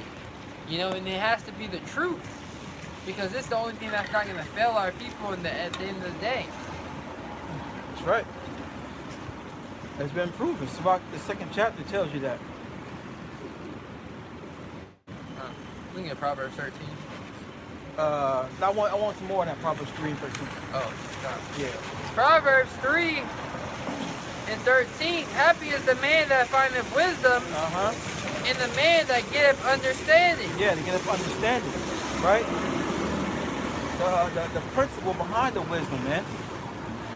Because what your life depends upon having it. Going back to Isaiah 33 and 6, the wisdom and knowledge shall be the stability of thy times. Having this truth, man, is what's going to deliver us, keep us stable, man. Not going to be bugged the hell out. These people going to bug the hell out soon come, man. Hell, they're bugging out now. High-ass food prices, gas prices, everything's going up. Yo, the average price of someone's car payment is $1,000 in America, man. $1,000 a drive. You know what I'm saying? Things gonna really get ugly around here, man. And look, Lord willing, we remain. That's why we're making our call election sure by coming out here, bidding let back to the marriage. And look, we're gonna be straight. And that's all through a lack of wisdom, because luxury living is promoted here in America. Yep. You know, when it's crazy, majority of the people are living in poverty. You know, but those who get a little bit of money, right? They're still living paycheck to paycheck. Yep. Because they can't live within means. Yep. Because really, it's all super. When you really, let's say you want to, that's what we just have to get out of here. Because when you learn, all right, you buy a nice house, right? But damn, my cleaning products, they have toxins in them. Oh, the bed sheets, they have toxins. The wood, the carpet, the wood. Yep. You know.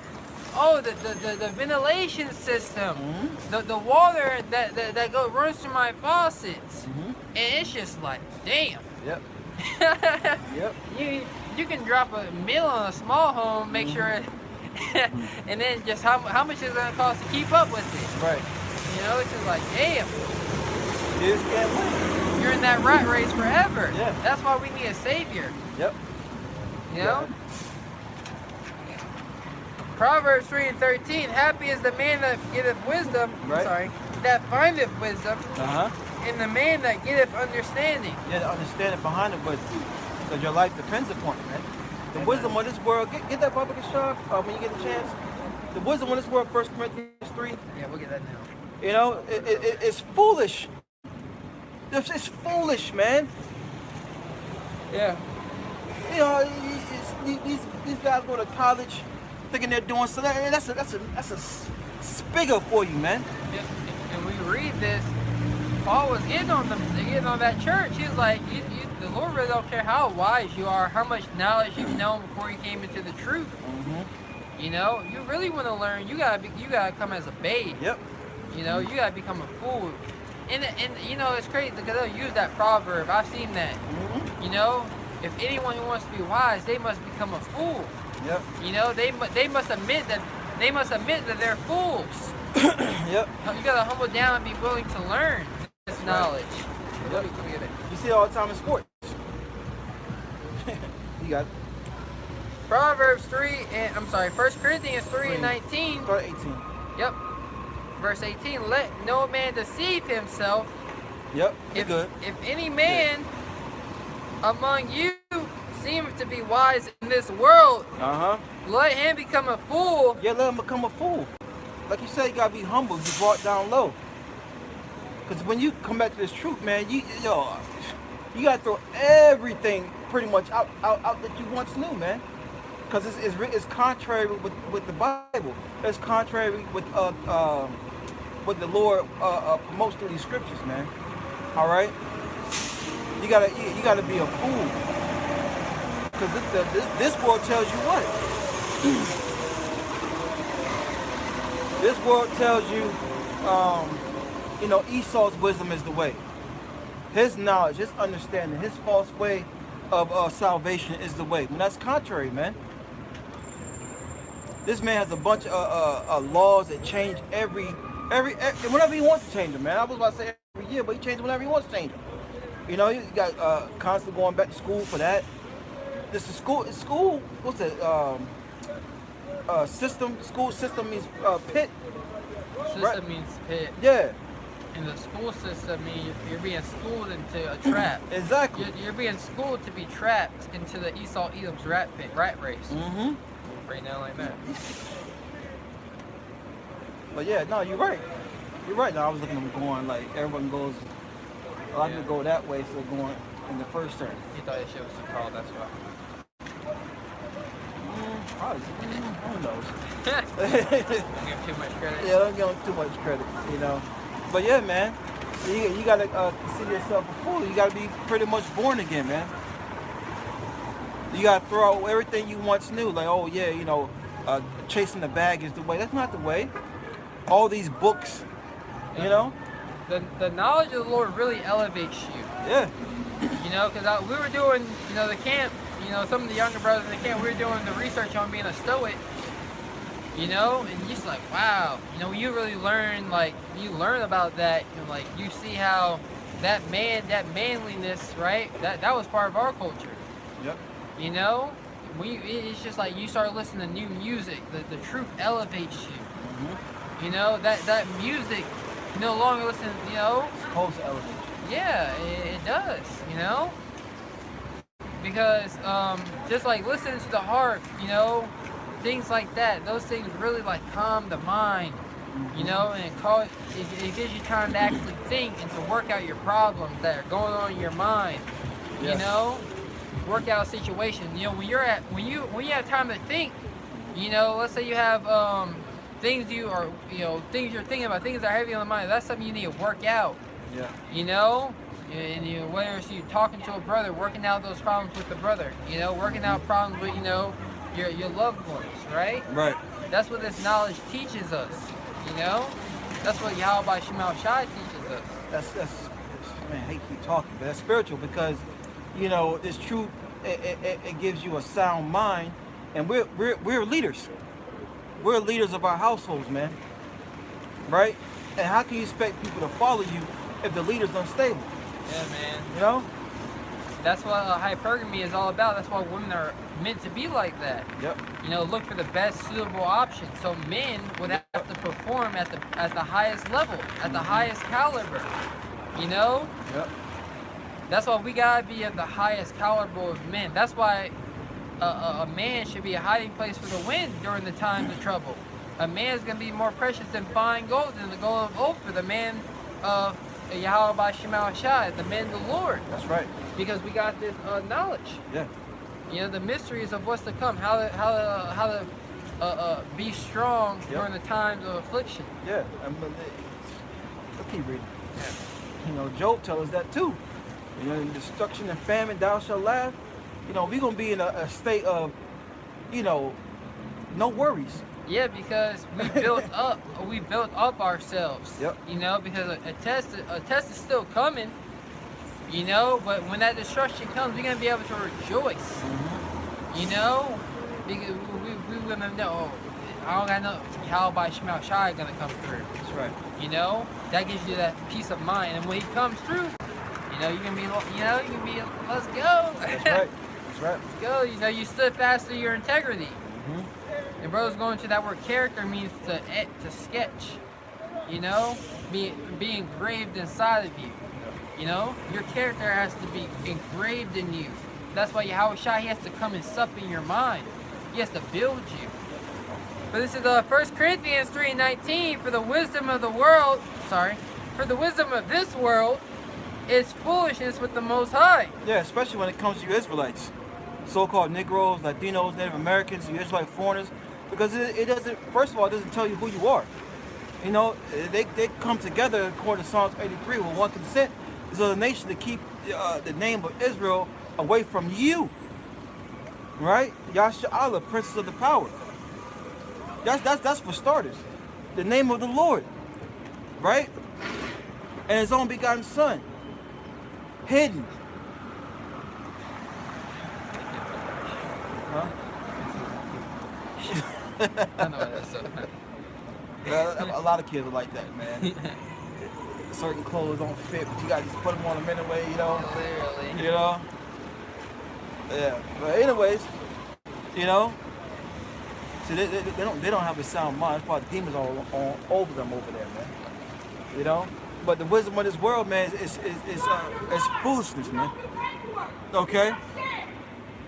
The wisdom of this world is foolishness. What you have about Yahweh Shai, man. Not even a fucking penny or an ice cup. Look at this shit. I can't even let it drop. It's full. It's a fucking blowhole.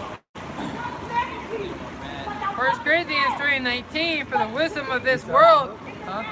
Look, I'll be mad too. Curses. No, man. The Lord said, what's that? Deuteronomy, give me any plague but the plague of the heart. All right. The Lord smite our people with madness. That's the one. In Deuteronomy 28, the Lord smite our people with madness. Yeah, 28.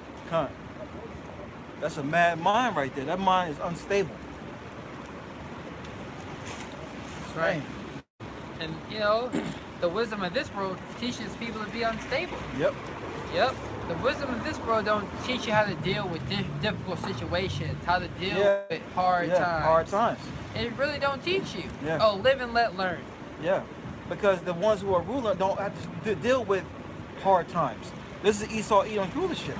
So for the most part, they're not put in a position to where they can give you answers on when you're going through shit, man. Yeah, you look at people who are managers over small businesses. When things get busy, they're all losing their shit. You know, slack you for the language. They're all losing their stuff. But that's because, you know, the job didn't teach them how to deal with that. Yep. You know, but this job that we have, as we are about the Heavenly Father's business, having the same mind of Yahweh Shai, teaches us how to deal with the sacrifices we have to make. That's right. You know, it teaches how to deal with bearing our cross. It teaches how to deal with being a man of the Lord, you know, and waiting for Yahweh Shai, going through our sufferings. Yeah.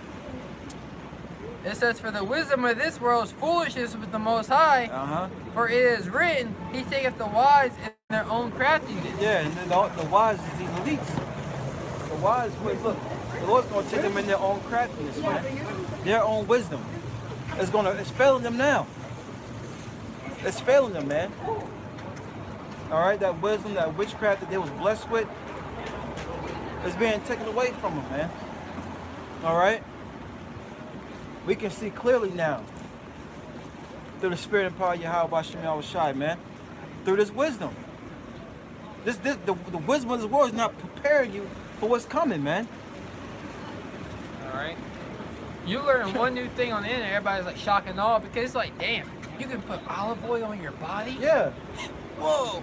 Hello. It's like, damn. Yeah. Because this world is, I mean, they don't teach you that. No. They teach you to put lotion on that dries out your skin. Yep. It's just like, damn. Yep. You don't learn nothing. You can put it in your hair too. Yep, in your hair. Yeah. Oh, women are supposed to take baths with oils? No. Whoa. You know? And it's like, yo, it's like, what's that scripture, man? You know, like you tell your family members things, you know, not even scriptural, but just like little things like that. And it's like they don't want to take heed, but then when they hear from somewhere else, it's like a prophet is not honoring his own home. That's it. That's it. Yep. That's what it is. Yep. What do you know about anything, man? Yeah. Where you been? Yeah. Where you traveled? Yeah. What school? What education you got? Exactly. You know? But I got a precept. Ton. Acts 4:13.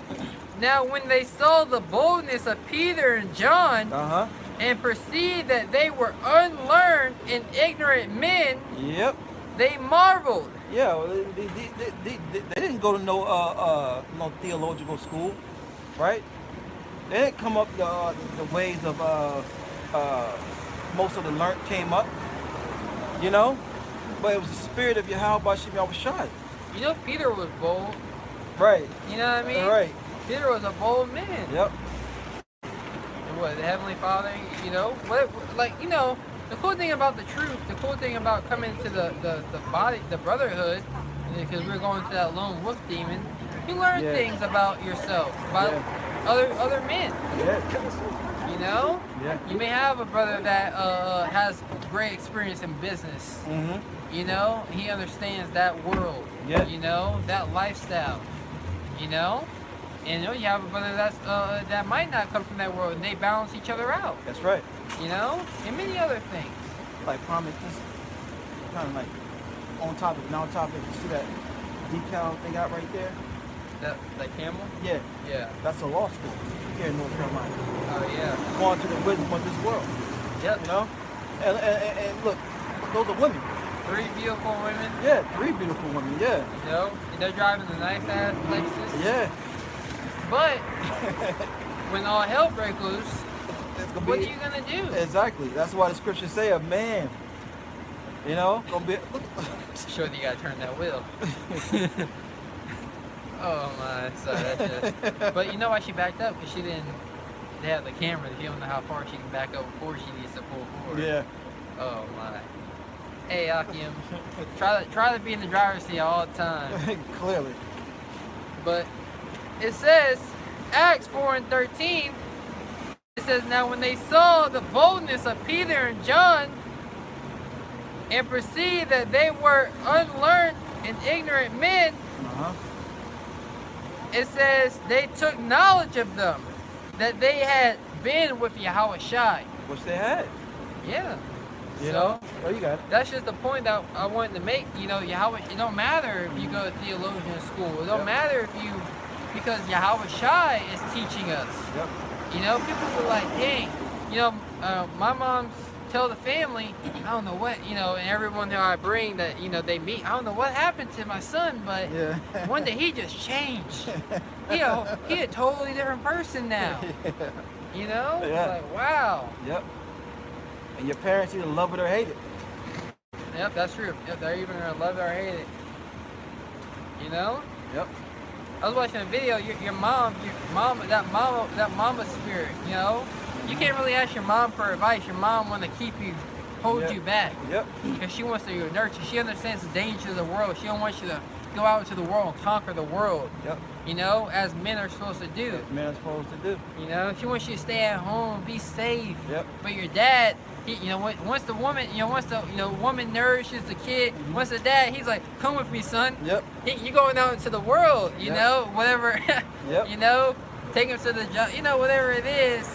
Yep. Now you're going out to the world. Now it's for you you're leaving the nest, the bird leaving the nest to conquer the world. Yep.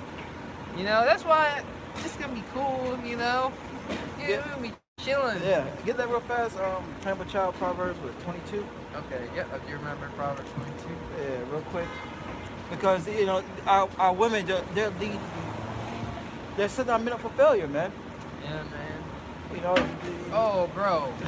Y'all saw that video of that kid trying to stab his brother or his cousin? Damn, nah. Because he ate pizza and then shared his pizza with Oh, them. that's an old clip. Yeah. That's That's an old. old. Yo, he was tight.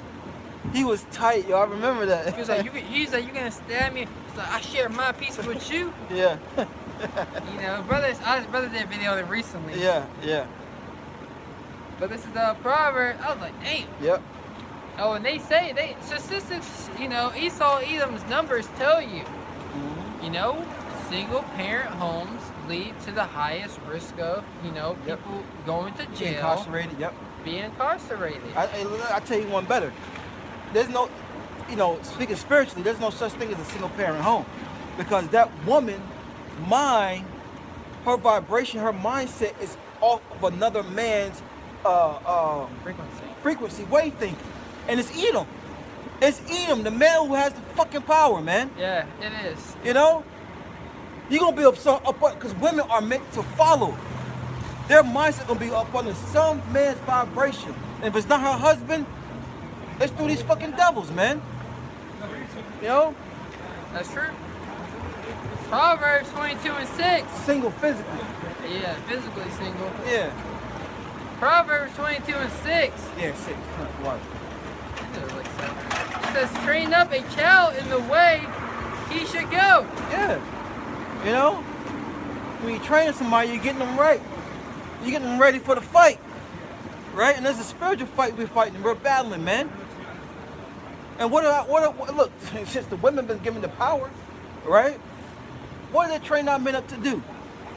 To be like them. To bow down. Yeah. The women are supposed to bow down, submit Yep. to a higher power. You Yep. know, to a power that they can't, you know, conquer. Yep. And our people can't physically conquer Esau Edom, and their whole spirituality is seeing that Yahweh Bashim Shai, or who they're really supposed to be bowed down to, has been Yep. cut off. Yep. You know, and women aren't really spiritual. They're not. Not really. They're not. Women have to come under a spiritual vibration Yep. in order to unlock that spirituality in them. Yep. You know, they have to be guided. That's right. You know, that's why you might see a woman online. They tell you about the guides that they had. You know, someone who led them to unlocking their spirituality, which is supposed to be that their father. You know, Yep. to their husband. To their husband. Yep. You know. Ain't no father to 100 dicks on the scene, and then your husband. You know what I'm saying? No. Right. The fuck? Like I know somebody right now getting married, man. There's a bent through the fucking ringer, like yo. But you got all white on. But you got all white on, and everybody's happy for her, like. Yep. And you gotta be careful learning. Really, you just gotta stick to the scriptures, because there's a lot of heathenistic customs. You know, that research. You doing research on certain things. You find out there's a heathenistic custom. Yep. But then they learn from, you know, it's just a lot of confusion. So, you know, just stick to the basics, you know? The basics for how people was born. You know? Yeah. Colossians 2:8. But anyways, at least But yeah, And I was Proverbs, saying- yeah, so you stick to the scriptures when it comes to raising your child, you know? Exactly. You don't got, the Egyptians, you know, they didn't eat no meat until they were 9 years old, come on, you know? So you gotta stick to, you know, the basics. You know? The dietary law, what the Lord says they are to eat, you know? Teaching them manners, you know? How to, you know, brothers, some brothers, they make sure their kids greet them every morning. Yep. You know, as soon as you walk in the house, make sure you come and greet. My uncle, whenever he'll come over, he said, anytime I come over, you better say what's up to me. Yep. You know? Yep. And every time I give him the handshake, squeeze my hand and show that he has authority over me. I never understood why he did that. Yep. But he's like, fear me, you know, like, Yep. I'll show you, you know? Yep. It's a reverence, it's a respect thing. You better respect me. Yep. And eventually, whenever he stops. You Yeah. know, now he don't do it no more. Yeah, because he sees Yeah. you became the man you needed to become. Yeah. You know? But this is Proverbs 22:6. Train up a child in the way he should go, and when he is old, he will not depart from And that includes the women of our nation as well, man. All right, it includes the younger women too, right? Yeah. Because you got going back to the single parent homes, right? A lot of these, they're not teaching their women, their daughters to cook. They're not teaching them to clean, to be respectable. All right. How they clean themselves. Yeah, they teaching them wear hoochie mama shorts. You know what I'm saying? She cut off shirts to show their belly. You know what I'm saying? Oh, she needs to enjoy her body before she get like me. The fuck? You know what I'm saying? Are you kidding me? You know, they're teaching they can have boyfriends and shit like that. Yo, man. Simple hygiene about women and men don't understand simple hygienes about themselves. You know, how to properly bathe and how to properly wash themselves, how to properly clean themselves. But they're ready to have boyfriends. Yep. You know, quote unquote, you know? They ready to go out into the world. Yep. They don't understand the little things. Yep. You know? What's that Titus or Timothy's teachings at home? Yeah, Titus 2. Right? Public shop again. yeah, let's get that. Spirit on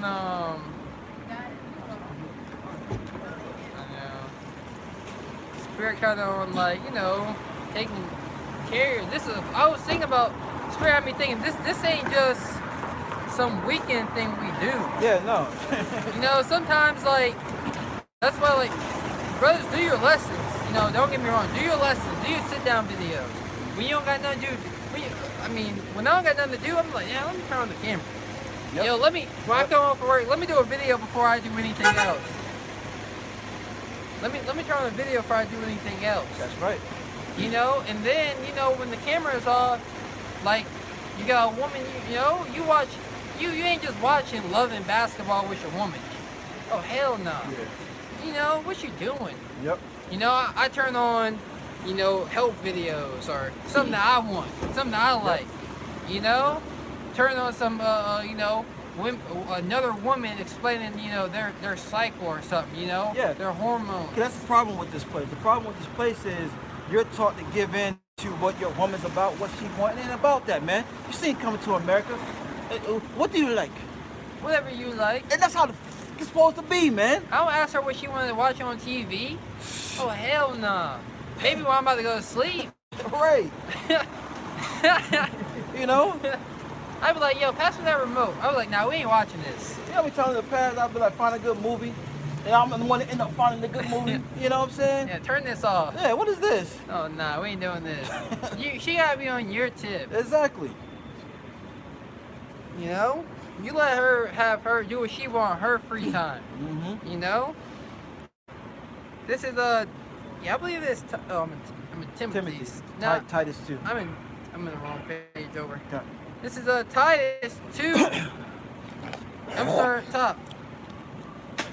Right? Yep. Titus 2:1, but speak thou the things which become sound doctrine. Right? That word sound means whole. Oh, yep. Wholesome teachings. That's right. Because doctrine just means things that are worthy to be taught. You know? Things that are taught, right? Mm-hmm. Don't gotta be worthy because they got doctrines of devils out here. Yeah, I know, right? but sound doctrine are things that are taught. You know, are wholesome words that are taught, teachable things. And that's what we all ought to be about. What else is out here? It's vain doctrine. You know, this is wholesome. Hearing this makes you whole, man. It's supposed to. You know? Yeah, bro.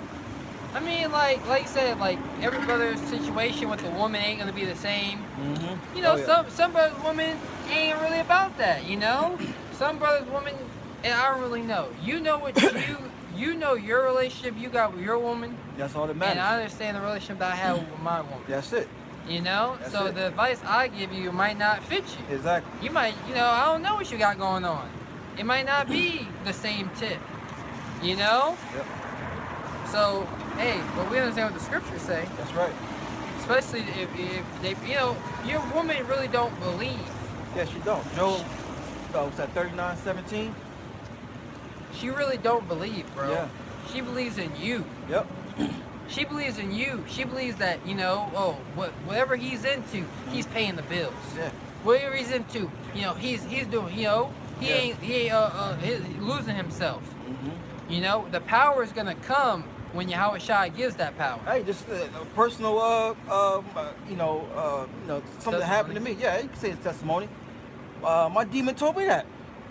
You know, she was like, yo, You was into the truth. I was into it. Mm-hmm. You know. But Yeah.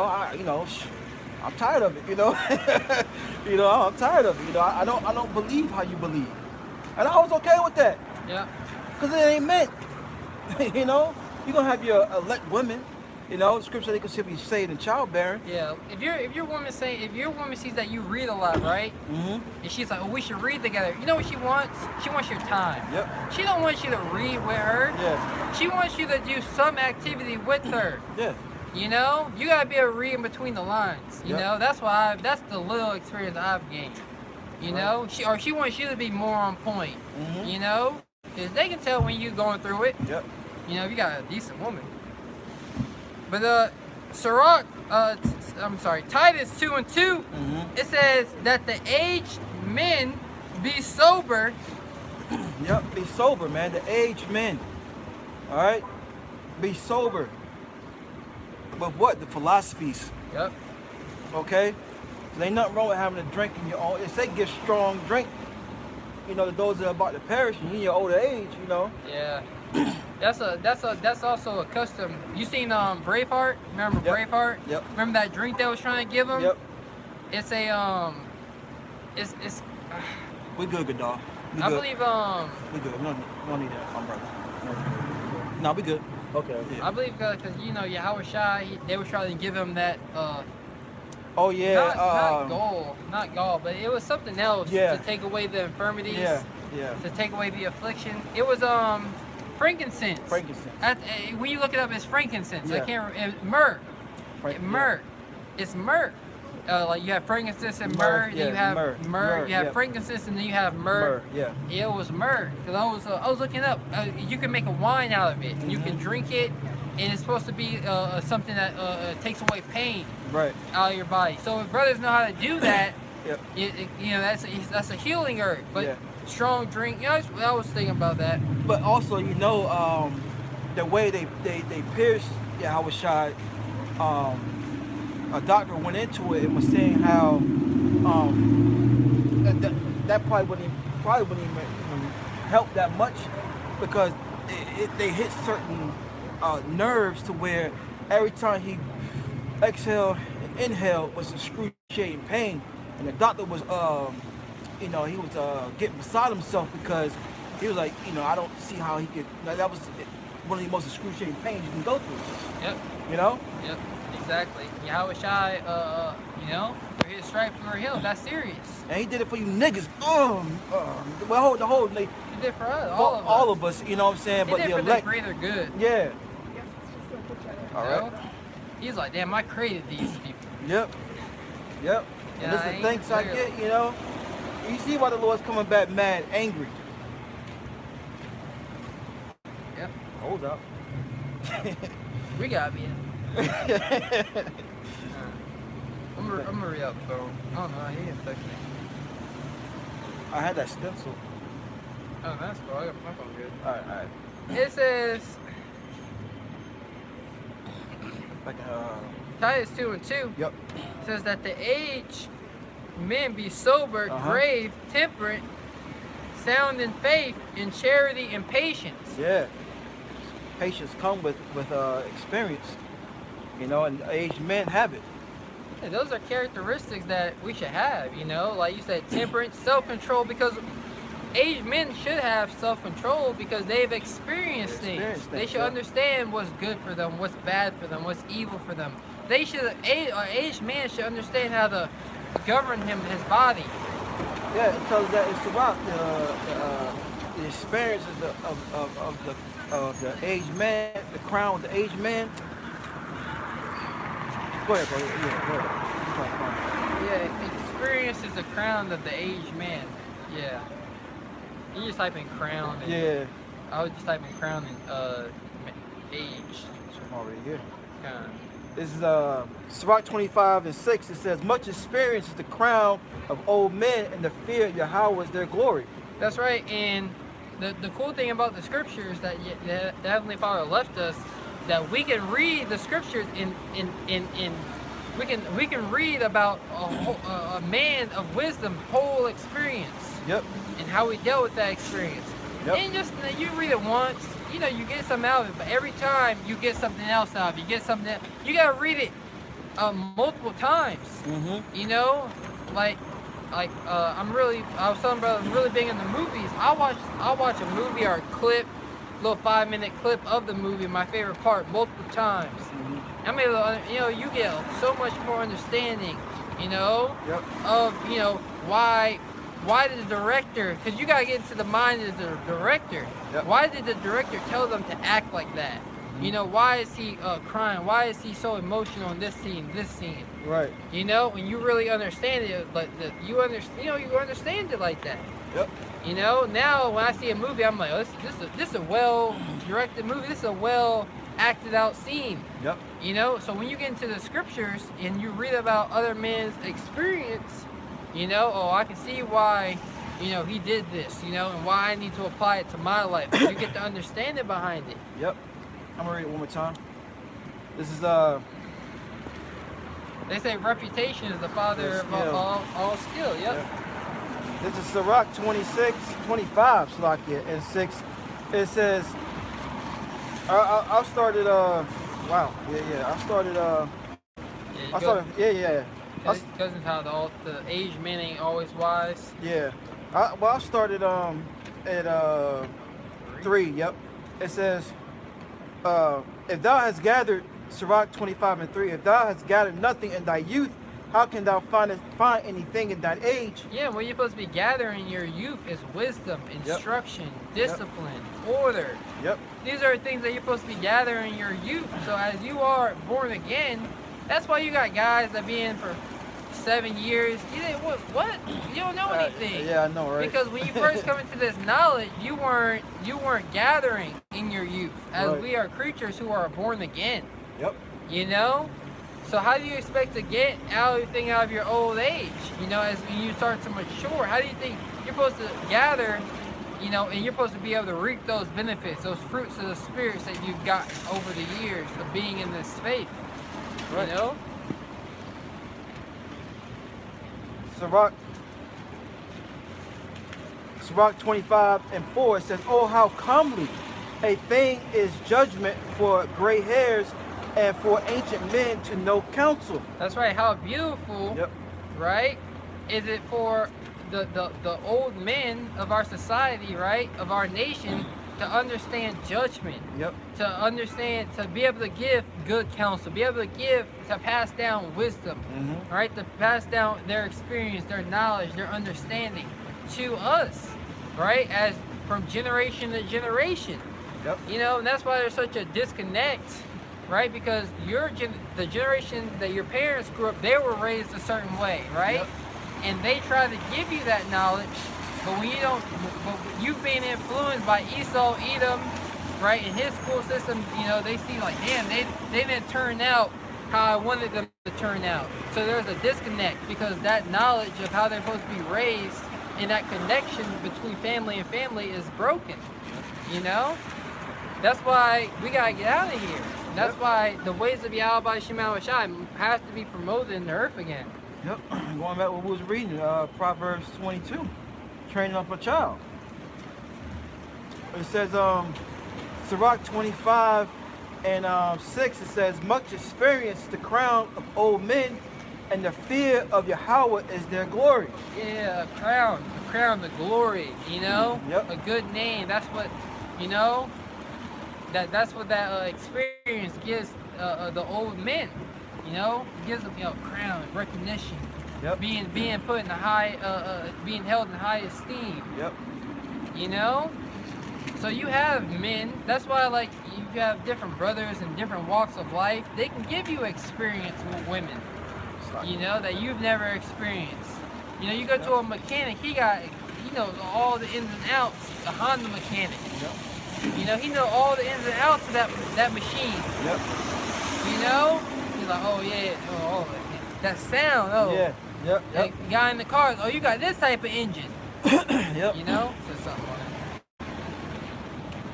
You know? So men of Yahweh Shema Shah, the men of our nation are supposed to be like, oh, okay, you know? This is what it's about, you know? This is what, you know, oh, you had Jethro, Moses' father-in-law. You know? he had experience. Yep. You know, you had the man, the general. You know, he was like only speak the word. You know, he had experience when it came to having authority. Yeah. So he told you, how should I only speak the word and I know it'll come true, right? Yep. Through his experience, he was able to have it increased his faith. Right. You know, so that's why we must go through experiences to increase our experience. We must go through trials and tribulation, and those things increase our faith in our walk. You know? That's right. Everything good? Yeah, that was it on that. Yep. So let's go back. I guess we'll just kind of. But you was reading in Titus. Yep, Titus. Yep. Yeah. I'm reading out my phone. Come on. This is it's crazy. Only one of my fingers, but the rest of them good. So, this is Titus. You know, and look, man. You know, when First says they was rested 4 times for learning. That means the man, woman, and the child. But this wisdom starts with the man. The man is supposed to issue it out to the woman, right? And our women supposed to be teachers that, you know, teaching the younger women how to act, man. It's like a well-oiled machine. It's supposed to be. You know? Yeah. The order that by Shema Shai is set up.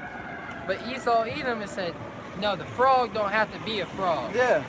Yeah. The clam don't have to clean the ocean and filter the water.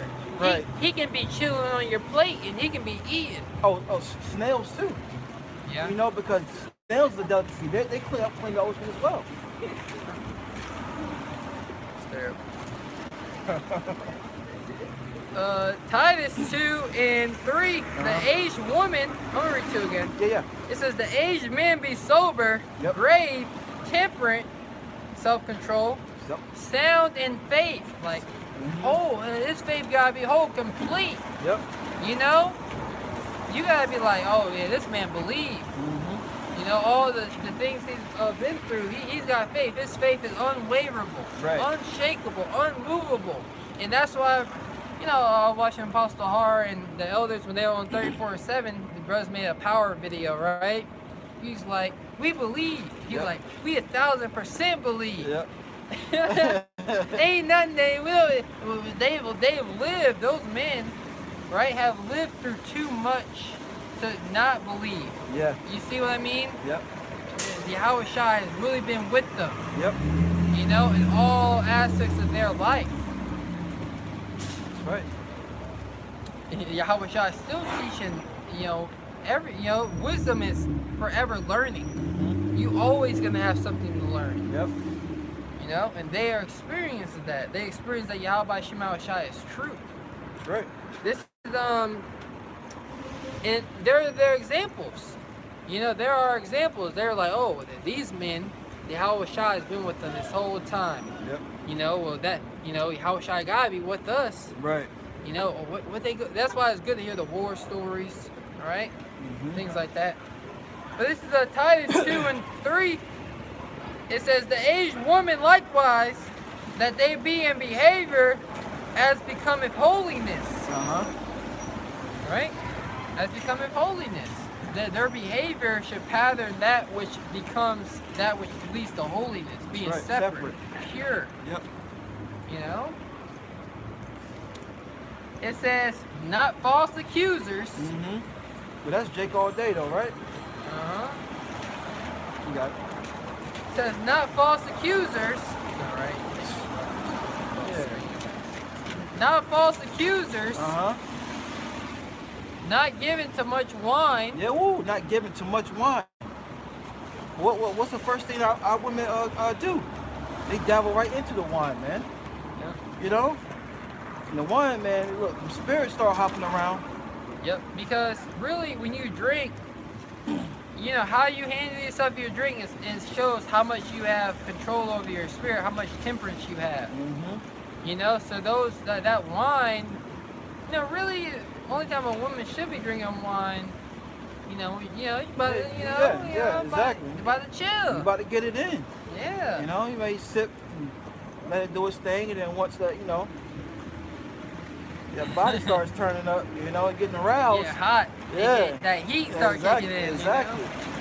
You know? But what do you think these women out here doing? We see it every weekend. Out here gadding abroad. And that also goes into the doctrines, man. Because how you think Eve was how you think Eve was persuaded through the wine of the serpent, man? You know? I'm about to match you. Right. Like, you ain't gonna let me get high. we both hungry. We both going through it. Right. What you got to match? Yeah, you're dirt weed.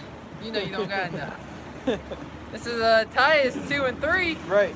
The aged woman also, likewise, that they may be in behavior becoming holiness, not false accusers, not given to much wine, teach. This is the state that our women are supposed to be in, man. And this state is supposed to be taught down to the younger women, man. Like you was going, it was called order. But what, as the scripture tells us in what is it? As the king is, I know it's Sirach 10. As the king is, so is the people, roughly paraphrasing. So if a country, if a king is wicked, the country's gonna be wicked, the people gonna be out of order. It's gonna be a domino effect, man. Yeah, Esau even breeds out of order. Yep. You know, just like the food, bro. You know, they got these new cows that they spliced the gene. They took off the gene of a woman, her breast milk, and they tied it with the genes of the cow. And now a cow can produce human breast milk. And they're saying it's sweeter, it's more nutritious. They always say that more nutritious out. But I mean, like, that's Esau has a split double tongue. What does that mean? More nutritious. Yeah. You know, more calories. Yo, what does that mean? Yeah. And you know, and you don't know what side effects that's gonna have over time over that child, that brand new baby. Yep. You know? Refreshed baby. I know, right? Brand new. Straight out of the womb. Yeah. He survived the onslaught though. Right. You know, it's a beautiful, right? You know, we really gonna learn because right now everything's at war. You know, a turtle gives birth on the beach. You know, they going through war just to get to the damn water. Yeah. You know, as soon as they hop out of the eggs, you know, when sperm goes into a woman's body, Yep. the woman body attacks it. Yep. You know? So, you know, we'll learn, you know, those things are going to be at peace. You know, we'll learn about the woman's body part in the kingdom.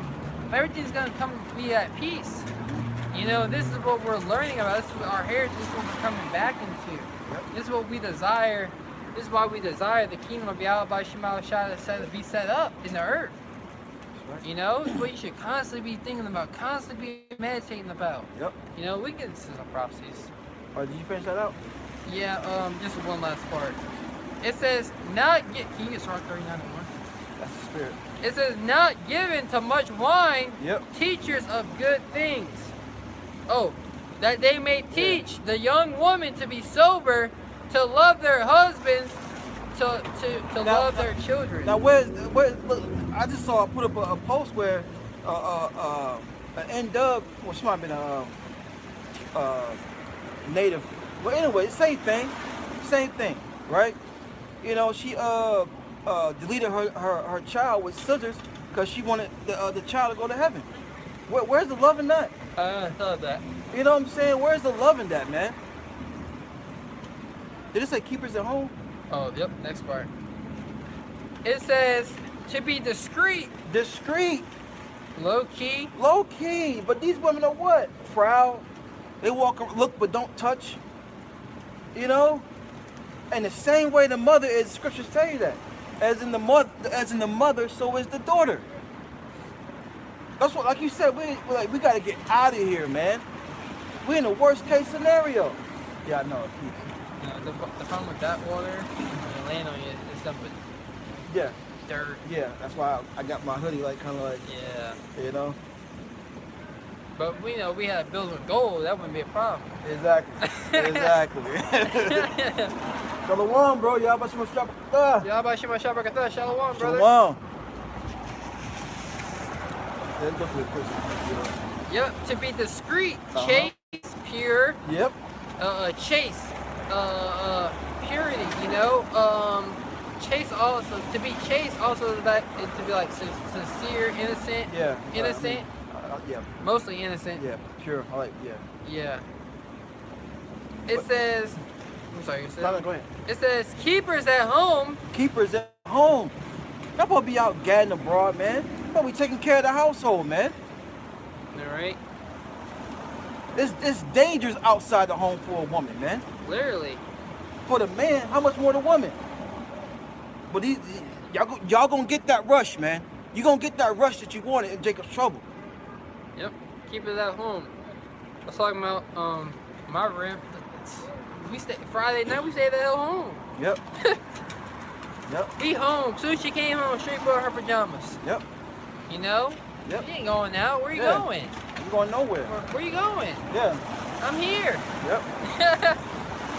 the house is here. Exactly. You got food. Yeah. Look. And even I was just thinking Even about if that. not home. Yeah. I Yeah. mean, even if it is food, okay, we'll go get something and be coming right back. Yeah, especially in these days. Yeah, man. What restaurant you going to? Pick up. Yeah. Stay in the car. You know? Yeah. It says good, obedient. Obedient. None of the Israelite women want to be obedient, man. None of them. Now you have certain tribes that are more obedient than others, right? But for the most part, they're all out of order, man. You know, brothers like, yo, I'm gonna go down to South America, give me a woman. Why? You know what I mean? Jake's down there is offering their women for being disobedient to them. You see it in the videos all the time, man. Yep. Stabbing them up. You know what I'm saying? Blowing them away. Yep. And that I mean, it's twofold, you know, because there's a lack of quality men in the earth. Of course, yeah. And that they've been bred by Esau. Yep. I mean, it's like, damn, it's like, can you, I mean, ain't knowing everybody's at fault. But can you blame them? Can you blame these? Can you blame these women from hopping the carousel? The nigga they get with is a fuckboy. Yeah. You know? Yep. She go to his house. Yep. Toilet seat all dirty. You know? He got it's just a hot mess. They spend a week with him. You know, cause they're on search for the best. It's their program to be best suitor. You know, and before they know it, no possible good suitors are there.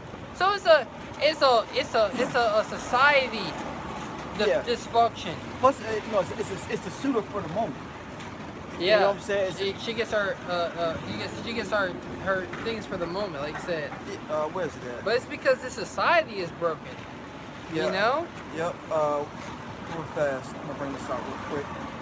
There's only like 2 more verses, 2 more parts. It's up to you, bro. Robert Mugabe says you cannot give a woman everything she needs. If God himself gave them eyebrows, they shave it and draw their own. God gave them nails, they cut it off and fix their own. God gave them hair, they cut it off. Yep. Go ahead. No, just to chime in on that, is because Esau Edom, the anti-Messiah, has told them that they're not good enough. Yep. You know, the Heavenly Father created our women perfect. Yep. You know, He gave them eyebrows, you know, eyebrows so dirt don't go into your eyes. You know? So the Lord has given our people these things, right? Yep. Women, right? Yep. All these things that are supposed to be good for them. But Esau Edom has taught them a way that's contrary to it. That's why they cut off their eyebrows. Yep. That's why they what was it? They get fake nails. Yeah, it says they says God gave them nails, they cut them off and fixed their own. God gave them hair, they cut it off and fixed their own. That's why liberty is not good for a woman. Yep. You know, she's supposed to be under obedience. That's right. Under subjection. And that's why the man is supposed to be what? Ordered by Yahweh Shai. You know, You know, I gave him eyebrows for this, you know. I gave him nails for this. Yep. You know, clean nails, clean hygiene. You know, I didn't tell them to put fake nails on because this would happen. Yeah. You know, this, you know, just your nails have, you know, a very important role in, you know, our genetic makeup of why we're here. Yep. Of how we're here. It says he gave them breasts, they repackaged it to what they want. God gave them buttocks, but they arranged it to the size they want. Yeah, and we're gonna have that power. You know, I was gonna. Yeah. You know, the apostles broke that down. Yep. You know, listen, Jeremiah. I want to say I was gonna actually text a brother, but I can't remember. I was thinking about this week. I was like, I was gonna text a brother. Hey, where that precept at? Go search it now. You I'm trying to remember where it's at. You know, Lord's will, I'll get it for a brother. I'll send it to you. It says, if his last part says, if God can't satisfy them, then who are you to think that you can please them? My brother, don't kill yourself. My brother, and we're not here to you're not really here to please your woman. Exactly. You know, you put it down on her. Yeah. You know, you please her in the bedroom, but other than that, you know, she's supposed to serve you. Exactly. You know, she's supposed to be pleasing you. Yep. Whatever you like. You know. You can't play around. Yep. But Titus 2 and 5, right? These are women that are coming into the faith, right? It says to be discreet, chaste, keepers at home, good, obedient to their husband, that the word of God be not blasphemed. Yep. Young men likewise exhort to be sober-minded. Yep, sober. Not with the cares and affairs and the disgusting wine that's promoted here, man. Because it takes you further away from our power, man. It takes you further away from who you are. It keeps your woman out of order, the kids out of order, man. You know? Yep. And if you're constantly drinking so much, you're not dealing with reality. Yep. You know? You got it, brother. Genesis 3 and 16. It says, unto the woman he said, I will greatly multiply thy sorrow and thy conception. That's why when women give birth, right? Yep. They have, you know, that birth, right? They go through labor pains. Yep. It says, in sorrow thou shalt bring forth children. And here's the point. And thy desire shall be to thy husband, and he shall rule over thee. That's right. So the prophet was reestablishing that. You know, reiterating that point. Your desire, what you desire, should be that to serve your husband. That's right. Whatever you like, spirit. Literally, I mean, you know. And don't get me wrong, we're not just putting women in captivity, or you can't, you know. But you know, she's supposed to have some order about herself. Yeah. She represents you as, you know, your woman's supposed to be your glory. She's supposed to represent you. You're her head. So when she goes into the world, she represents you. That's right. You know? That's why a lot of women don't want to be up under a man, you know, authority, because there's a representation that you're putting on. Yep. These women want to pull out their own reputation. Well, Esau, Edom. Yeah, but you really Edom. Yeah, which is Edom, like you said, like you're going into. Well, I can do whatever I want. Oh, if he can have multiple women, I can go out and have multiple women. Yep. You know, that's Esau's philosophy. Oh, liberty. I can do as I will. I can do as I am God. I am a God. I am a power. I'm a judge. Yep. And that was a lie that Esau Edom has taught our women. You're not a judge. Yep. You know, you're not a power. Yep. You know, it's not, because you're not dealing with a power.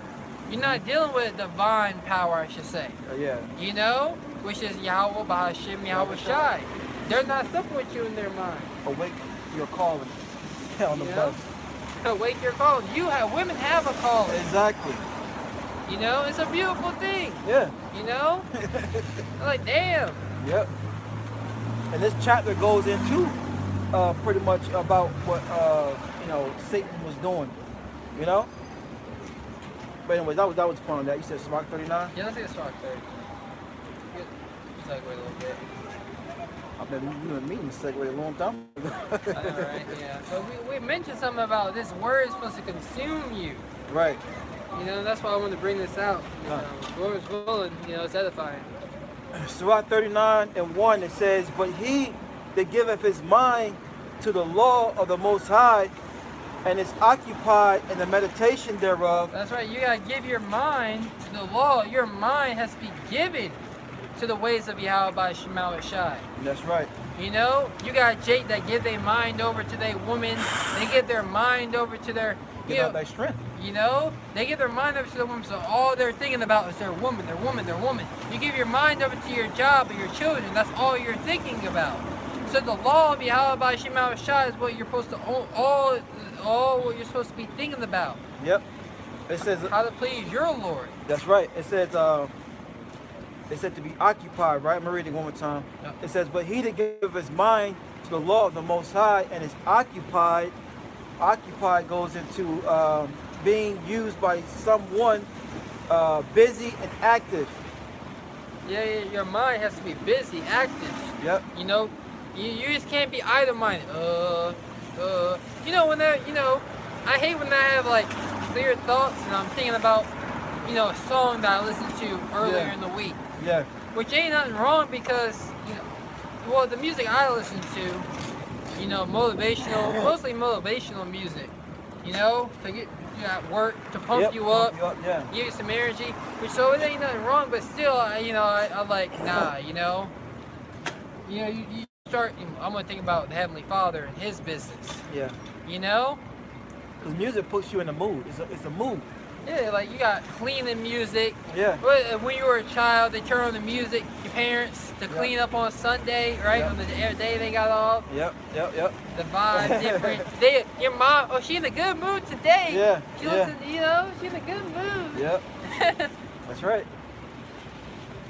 Especially among, you know, the Northern Kingdom. Yeah, Northern Kingdom, yeah. Latin tribes. It says they cooking, cleaning. Yep. Can't tell them nothing on that day. Yep. Oh, house clean. Oh, you know, you better get in that groove. Yep. There's a spirit in the house. That's right. That music puts you in a certain spirit. That's right. And this is a song. It is. You know, this knowledge is a song that's supposed to put a certain spirit on you. Mm-hmm. You know, certain vibration supposed to be radiating off of you. That's right. You know, as you know, this is contagious. Mm-hmm. Yeah. Yeah. Sirach 39:1. It says, but he that giveth his mind to the law of the Most High and is occupied in the meditation thereof will seek out the wisdom of all ancient. Yep. So you gotta be busy in the ways of Yahweh by Shema Shai. You know, while you keep your mind busy by seeking out the wisdom of all the ancient, you searching the scriptures. You know, that's how you keep your mind busy, right? Yep. You got it. Got a quick one. This is temperature dropped, didn't it? I know, right? I wouldn't put my glove on. This is Isaiah. Got bundled up. Right. 34:16. It says, "Seek ye out the book of the Lord and read. No one of these shall fail. None shall want her mate. For my mouth have gathered, my spirit have gathered them." Commanded. Yep. And the spirit have gathered them. Yeah, the book of the Lord. The Holy Bible, you're supposed to be, you know, you're supposed to be getting understanding. Yep. You know, the wisdom of all the ancient, that's talking about here in the scriptures. That's right. You know, you get the understanding of what you're reading by really pondering upon these things, conversing. Teachers too. You know? Oh, yeah. Your teachers, you know? Yeah. They're bringing out the knowledge. Right. You know? You converse with a brother, because sometimes after you seek out the wisdom, you got to talk about it. Mm-hmm. You know, once you start talking about it, you're like, oh, it starts, because those thoughts start flowing. You know, so those thoughts you were meditating on, it marinates. Brother said you gotta let the word marinate. Yeah. But eventually you gotta stir up that pot. Yep. You stir up that pot by talking about it with brothers, different men. Mm-hmm. You know, once you start, them juices, you smell that, you know? Yep. So yeah. I smell that cinnamon in there. Yeah, I smell those spices. That's right. You know, so that's through you getting, meditating, seeking this knowledge. You got it. Yep, it reads on, Sirach 39:1, will seek out the wisdom of all ancient and be occupied in the prophecies. Yep, be occupied in the prophecies, because the prophecies, you know, get Jeremiah 1 and 4. Oh, you didn't want no more of this? Nah, I want to kind of. Okay, yeah, you got it, bro. You know, read all the way down to 9. Yeah. This is Jeremiah chapter 1 verse 4. It says, then the word of the Lord came unto me, saying, before I formed thee in the belly, I knew thee. And before thou camest forth out of the womb, I sanctified thee, and I ordained thee a prophet unto the nations. That's right, a prophet. So we gotta be occupied in the prophets of Yahweh Shema Shai, who are ordained to preach the word. They're gonna be occupied in the prophecies, right? That we have been ordained to speak about, because these prophecies are the most important thing. These prophecies are what's gonna be coming to pass in these last days. Yep. You know? Keep reading. Yep. Read all the way down to 9. Done. Verse 5. Slakia. Verse 6. Then said I, Lord Yahweh, behold, I cannot speak, for I am a child. You know, I hear what you say. You know, I really hear what you're saying, but you know, I'm a child. You know, you know, I'm not that good of a speaker. You asking me to go out there? That's a lot of work. Yeah. You know, you're saying that I'm ordained. You're saying all of this. That's an excuse. Yep. You know, you gotta have confidence. You know, confidence, boldness. You know, having humility at the same time. Right. You know, that Yahweh Shema Shai is with you. What'd you say? I'm ordained to do this? You know, those words are supposed to give you a level of confidence to be able to go out there. So Jeremiah, he tried to give an excuse. You know, but we can't give excuses. We can't make excuses. That's right. You got it. What the Lord tells us in the book of Matthew, they should deliver you up, take no thought. You know, because he's going to be the mouth. The Lord's the mouth. You know what I'm saying? Through his men, of course, but... Matthew 10. Jeremiah 1 and 6. Then said I, Lord Yahweh, behold, I cannot speak, for I am a child. But the Lord said unto me, say not, I am a child, for thou shalt go to all that I shall send thee. So the Lord has sent us. He sent us out into the world. You know, thou shalt go and preach with my words unto them. You know, go to the house of Israel, speak with my words unto them. That's right. So we've been sent forth into the highways and hedges, into the world, right? To preach as the Heavenly Father has commanded us, and that's why we're out here.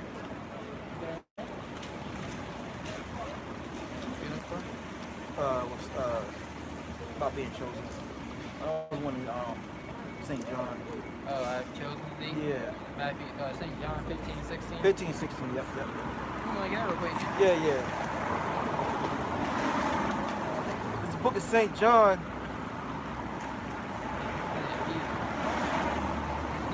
Yours? Yeah, I'm taking some turmeric right Yeah. Chapter 15, verse 16, it says, ye have not chosen me, but I have chosen you, and ordained you that ye should go and bring forth fruit, that your fruit should remain, and whatsoever ye shall ask the Father in my name, he may give it you. That's right. So Yahweh Shai, you know, he came with a mission, you know, to gather the chosen. Yep. You know, he said, I have chosen you, ye have not chosen me. That's right. You didn't choose to follow me. What were you doing before you met me, before I came into your life? Before I introduced myself by my men, you know, that I sent out there. But I tell a Christian that. You know? He said, I ordained you, you know? You read again up? Yep. St. John chapter 15, verse 16, it says, ye have not chosen me, but I have chosen you, and ordained you that ye should go and bring forth fruit. That's right, the fruit being the men. Yeah. You know, start with the knowledge of the understanding of the truth, and once you gain it, right? You know? Yep. You bring in more fruit by teaching. That's right. Spreading that knowledge that you've gained. You gotta grow first, and then, you know, spread that love. Yeah, you got a bud. You know? It says St. John 15 and 16. It reads on, it says, and that your fruit should remain, that whatsoever you ask the Father in my name, right? The name we got to call on, right? Yep, that's right. It's the earthly name. Dude. Those dudes are. They lost already. Yeah. And they I've been tuning in, you know, sometimes. They be like, they read a priest about they were reading Luke, like the Lord has anointed us to preach. He's like, preach. That voice in his head, if we in the new covenant, why are you preaching for it? Why are you teaching? Exactly. You know, so they're like, They just cut themselves. They literally cutting themselves. Cut themselves, man. Literally. And look, even physically, when someone does that, they got demons on. Yep, and cause they were tuning in, you know, they were actually trying to teach a little bit. Yeah. They couldn't stop talking about, you know, Yeah. you know, how brothers did them wrong. Come on, bro. Shit, man. And that was true, you know, Lord gonna avenge the you. Lord would justify you. Yeah. But it says that whatsoever ye ask of the Father, St. John 15:16. Have you read the history of Susanna? Right. You know what I mean? So, anyways, forget about them. Yeah. It says that whatsoever ye shall ask the Father in my name, he may give it you. That's right. And what we asking for are spiritual gifts. Yep. You know, really, I mean, brothers should be praying for more faith. But I was looking at this little clip, right? It was going into life lessons, how life teaches you things. Really, it's the Lord, right? Yeah. But it was like anything that annoys you is teaching you patience. Right. You know, like you're annoyed that there's traffic. Well, it's teaching you how to be patient, Yep. how to suffer, how to go through it, how to just go through it. Yep. There were some other ones, but that was the first one, you know, that they mentioned in the clip. So that's one I remember the best. Yeah. You gotta put in mind, look, we have to, man, because we're not gonna ever experience suffering again. Yep. You know what I'm saying? So it's like, Yep. So that's why I was mentioning, because wherever you ask of the Father, yeah. you know, so that you ask the Father now, well, you know, I want to be able to be more patient, you know. Well, you know, he's gonna push you into situations that's gonna test your patience. Exactly. You want more faith? Well, I'm gonna put you in situations to test your faith. Yep. Like, cause on the job for us, you know, I've been at the job for a little bit of ways now, so we have a hard day. Everybody's complaining. Yeah. It's another day. It's another day. You know what I mean? I tell you know, it ain't nothing. Yep. You know, you be like, this looking like a hot mess of a day, but you know, when you on your way home, be like, I'm chilling. That was nothing. Yeah. It's over. The day over already. Yeah. You know, I might go do a lesson, take a shower. The day over. I conquered the day. That's right. Because you have that experience. You know, so you should be asking the Lord, you know, to put you on the level. That's right. You know, you got it. Back in Jeremiah 1:7, it says, but the Lord said unto me, say not I am a child, for thou shalt go to all that I send thee, and whatsoever I command thee, thou shalt speak. That's right, and we've been commanded to speak the words of prophecy. Keep going, read down. Verse 10, I think. Verse 8, it says, be not afraid of their faces, for I am with thee to deliver thee, saith the Lord. So the Lord has commanded. Don't be afraid of the fierceness, you know, the boldness of, you know, our enemies. Yep. Esau, in him, his power. Don't be afraid of those things when you go out there and preach his word. You know that I am with you. You remember how I was with Shadrach, Meshach, and Abednego when he was brought into the king's council. Right. And when they were brought into the king's council, I was there, in the midst of the fiery furnace with them. Yep. You see? So remember that. Remember these things. Let these things, you know, be upon your mind when you go out there. Because I used to get jitters. I used to get a little nervous when I came out here. You know, I remember we went to go see the Elder Menachem Zappa. Damn, it's a lot of people out here. I was like, you know, you get a little nervous, you know, in the car. Yeah. I was like, damn, there's a lot of people out here. Might see somebody I know. It's summertime. Everybody know go to the beach. Yeah, that's the beach that people around here go to. Yeah, exactly. Myrtle Beach. Yep. It's only 3 hours. Yeah, it's the nicest. It's one of the nicer beaches. Right. They got the strip. Yeah. So, you know, be not afraid of their faces. Be not afraid. You know, behold, the days of trouble are at hand, right? But Yahweh Shema Shah is going to deliver us from the same. That's right. You got it. Yep. Back in Jeremiah 1 and let's see here, 10, it says, "See, I have this day set over the nations and over kingdoms, to root out and to pull down and to destroy." He said the prophets over the nations, so they have authority in the earth. Yep. You know, yeah, Esau, he's got his laws, his legislation, but these words that the prophets speak have authority. They have power to be able to root out. Yep. You know, and to break down Esau, Edom, and to pluck out Esau, Edom's authority in the earth. Yep. You know? What do you think when they saw us? They trembled. Yep, got a precept. This is Hebrews 4 and 12. It says, "For the word of Yahweh is quick and powerful and sharper than any two-edged sword." That's right, quick. It's able to make that word quick, to quicken, to make alive. Yep. You know, he's bringing out it's quick. You know what I mean? Yep. But yeah, it quickens us. It makes us alive. It's powerful. You know, it's sharper than any two-edged sword. You know, a sword, a two-edged sword is a weapon. You know, so it's more powerful than any weapon on the earth. That's why the guys telling you to get weaponry, guns. Nah. You know, you gotta take up weapons to take down the kingdom, a power structure. Yep. But this power, this authority that we have through the words that we speak is able to take down the kingdoms without them even be able to fight back. Yeah. And this is a beautiful balance, because we can't defeat Esau with carnal weapons, and he can't defeat us with the spiritual weapons. That's right. You know? He can't. He's trying though. He's trying, yeah. You know, what do you think is, come on, bro. This really, in Esau Edom, he has a good plan, you know, to win. Yeah. You know, he's painting narratives. He's got the minds of the people, but he's losing because this truth is shining a bright ass light on all his works, and everyone's able to see it. Yep. Because you gotta think, we're in the, during the day, the sun's shining. You had that thief that was working at night, doing all his dirt. You know, nobody was able to see him, and then the light come out, and everybody's like, him. Yeah. That guy. Yep. You know. Yep. That's why a thief works at night. Back in Hebrews 4 and 12, it says, "For the word of Yahweh is quick and powerful and sharper than any two-edged sword, piercing even to the dividing asunder of soul and spirit." Yep. So this word cuts your spirit. Yep. You know, if you ain't right, it cuts you.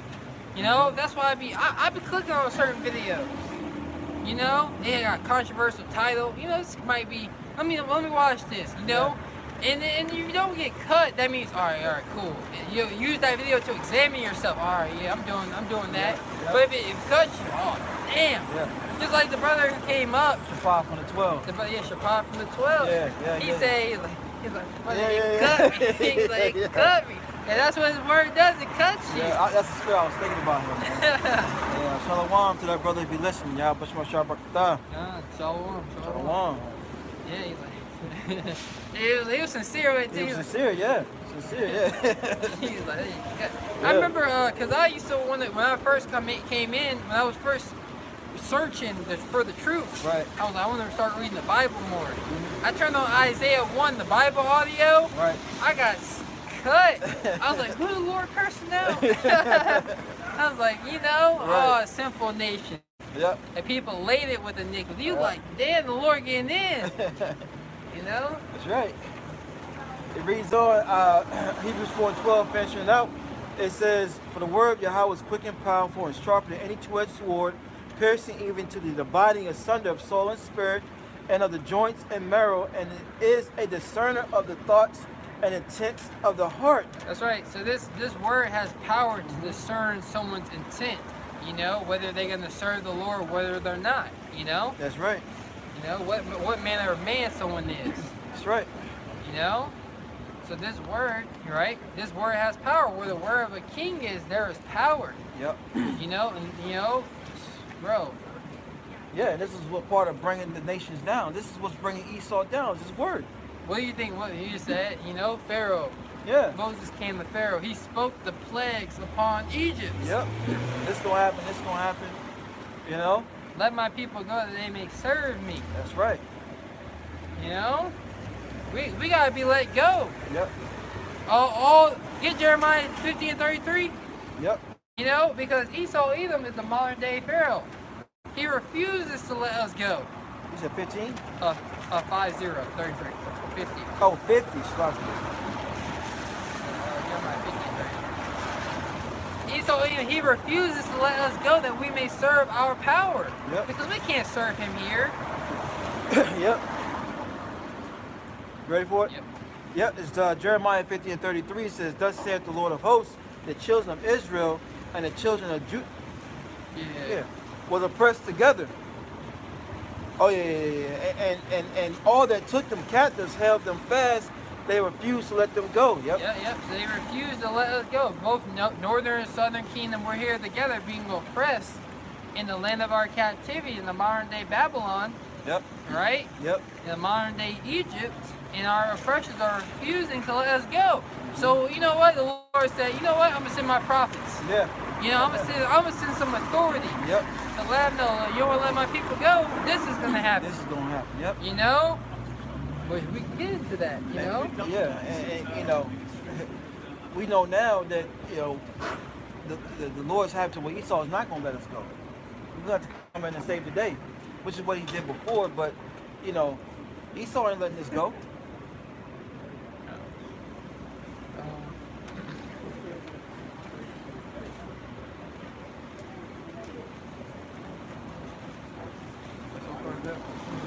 Why do you have to change? I'm supposed to crank it. But go ahead. Keep reading. Yeah, go back to Jeremiah. 11. Yeah, Jeremiah 1. Because what you see happen in the earth, you got the Mississippi River being dried up. Yep. You having derailments of, you know, cargo trains, you know, with heavy chemicals over there in East Palestine, Ohio. Ohio, right? Yeah, Ohio. East Palestine. I always say Idaho. I always get those mixed up. Ohio. Idaho. Yeah. We got some brothers out there, I think. Yeah, we got Ohio brothers. Yes. Yep. But what's crazy about that? Cause they got that movie that was on Netflix. Oh, there was a movie out about it. Yeah. I can't remember what the name of it. Yeah, I can't remember. It was shot and the movie was filmed in East Palestine, Ohio, and it was about a train derailment. It was about a train that ran into a tanker truck and blew up. So, and everyone is just like, it's no longer like, oh, this is just a movie, it's just a coincidence. It's like, no, the elites are telling us something. And yeah, they literally are, because it's part of them. They gotta be like, they're trying to be as the most high. Yeah. You know, I'm telling you what I'm gonna do. Yep. You know? So. But then he's also causing his tongue to fall upon himself too, man. Yeah, exactly. You know, you're admitting to the crime. The problem is he don't have the power. He don't have the divine power to really back up his vision. Yeah. He don't got as much power as the Heavenly Father. So when he speaks things, he don't got all that power just to back it up. Yeah, no. And just deal with the friction. Yeah, he doesn't. The nations, they hearing us waking up, they scrambling to fight against it. And you know, agents come up against the war, but you don't got enough power. Yeah. We can deal with the friction. Yeah. The Heavenly Father can deal with the friction. Right. So back in Jeremiah 1 and 9, it says, then I saw the 8 says, be not afraid of their faces, for I am with thee to deliver thee, saith the Lord. Verse 9, then the Lord put forth his hand and touched my mouth, and the Lord said unto me, behold, I have put my words in thy mouth. Behold, I have put my words in thy mouth. No, I'm speaking. Yep. It's not you. It's not you, the good breakdowns, the good speech. It's not you, it's me. It's me. I got a message that I want the earth to know. Yep. You know, and Yahweh Shah said, I'm coming back. Mm-hmm. You know, I'm on my way back. Yep, prophecy. You know, I'm coming to bring hell to the planet Earth. Mm-hmm. You know, it's my Earth. Y'all all out over down there. Yep. You know, Because we really understand the earth is under the Heavenly Father's dominion, under His rule. Yep. And there is a great rebellion going on the planet Earth right now. You know, a great rebellion that's going on there. They're making war with the ways of the Heavenly Father. Yep. He has a law for the land. Oh, no, we ain't keeping that law. Yeah. You know? It looks good. Let's get just growing crops over. Yeah. There's a lot of sedition going on the earth against the Heavenly Father. You know? Oh, yeah. That's these false teachers. Yep, these false teachers. You know? These false pastors in these churches, false Israelite leaders. They're causing sedition amongst our people. Well, Micah 3rd chapter tells you what they're about. You know? Taking off the flesh. Yeah. And mixing a whole bunch of bullshit. Exactly what Esau does. Man, we get back on topic. Jeremiah 1 and 10, it says, "See, I have set this day over thee, the nations, over the..." I'm really right. Jeremiah 1 and 10. "See, I have this day set thee over the nations and over the kingdoms to root out and to pull down and what we pulling down with the Hebrews 4 and 12. This word." 2 Corinthians 4 and 3. Yep. Do you want that? Yeah. Let's get that. Let's get that. Finish that out though, so we'll close it. Okay. Close that little verse out. It says, "And to throw down and to build and to plant." And to plant. But first, before we can plant, Esau, Edom, his lives must be rooted up.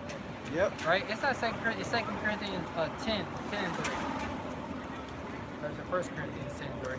No, it said first, right? Yeah. Yeah, 1 Corinthians 10 and 3. I was thinking something else when I said 2 Corinthians 4 and 3. No, But this is the one I want. These are 3. The weapons of our warfare. Though we walk in the flesh, we do not war after the flesh. 1 Corinthians 10 and 3. No, second Corinthians. It's 2 Corinthians? Yeah. Okay.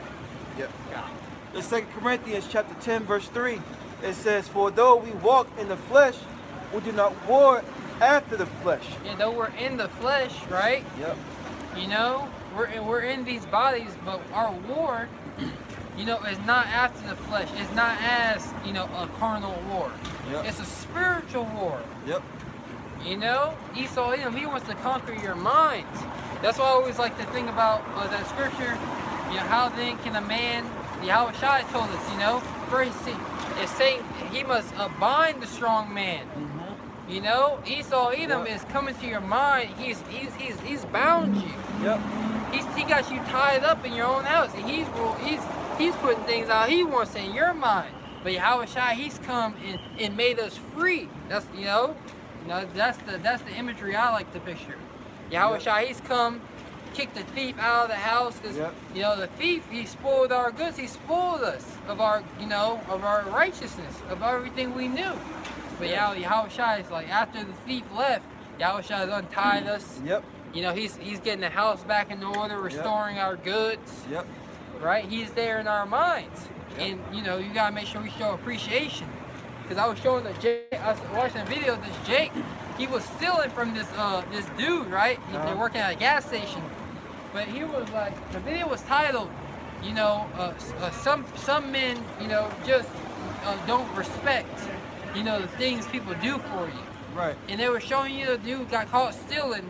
And I was like, all right, that's cool. And then they show at the end of the video all the clips of everything the dude did with him, how he was homeless, how he gave him a job, you know, how he put food on his back. You know, he did all these things, and he just did, you know, at the end of the day, he just wasn't appreciative.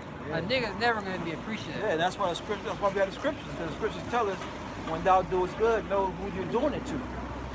You know? Yep, and the Heavenly Father, he has those special souls who he knows who want to appreciate what he's doing for them. Yep. Because he's putting the spirit on them to be appreciative. Yep. He's chosen them from the foundation of the earth. You know? It's in their members to overcome. Yep. The person preaching, you're only going to help them. They won't allow you to help them so much. Continue living a beggar's life, in a sense. You know what I'm saying? Yep. 2 Corinthians 10 and 3, it says, "For though we walk in the flesh, we do not war after the flesh." Because, you know, that's what's promoted here. That's what's promoted here, the giving to the flesh. We're not going to be warring, you know, going back and forth between the things of this world. You know, these things, we are at the end of this thing, man. We're supposed to be going after the spirit. Yeah, the leaven, Passover, purging off the old man. Yep. You know, and his evil deeds. Yep. You know, you might, what I don't really talk about who I used to be in the world, but I might talk about what, things we used to do with old cousin. I was like, damn, but look, I be thinking like, look how far we came. Yeah. You know, like, cause I remember how I used to be.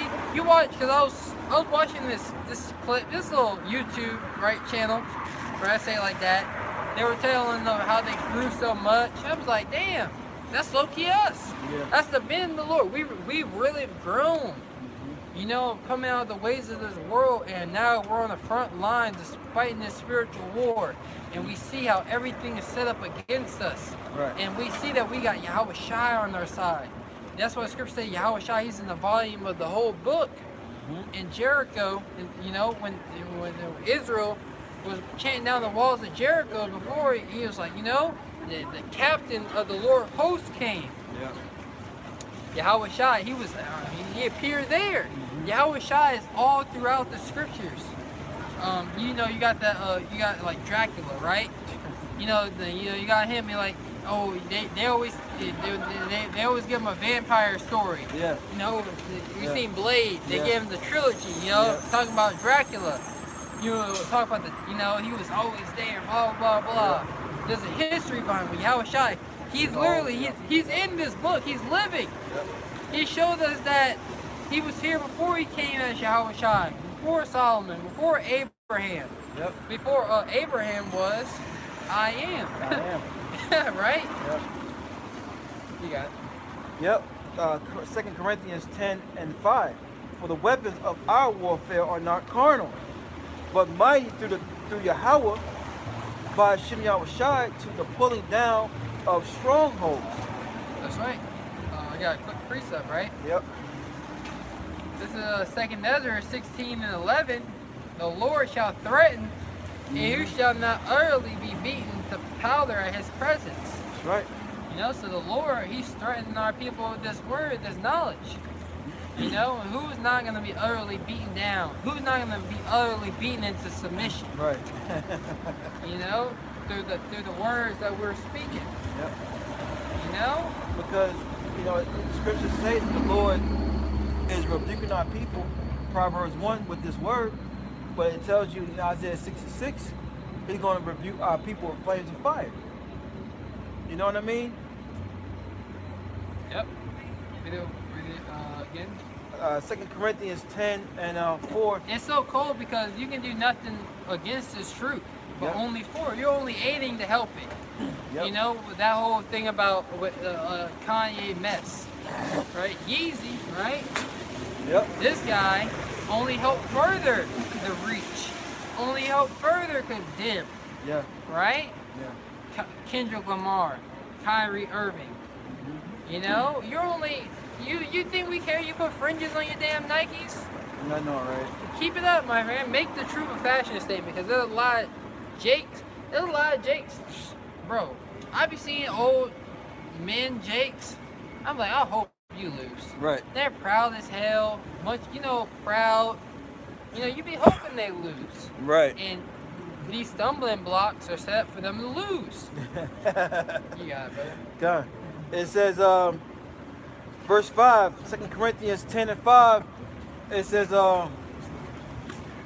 casting down the imaginations and every high thing that exalted itself against the knowledge of Yahweh.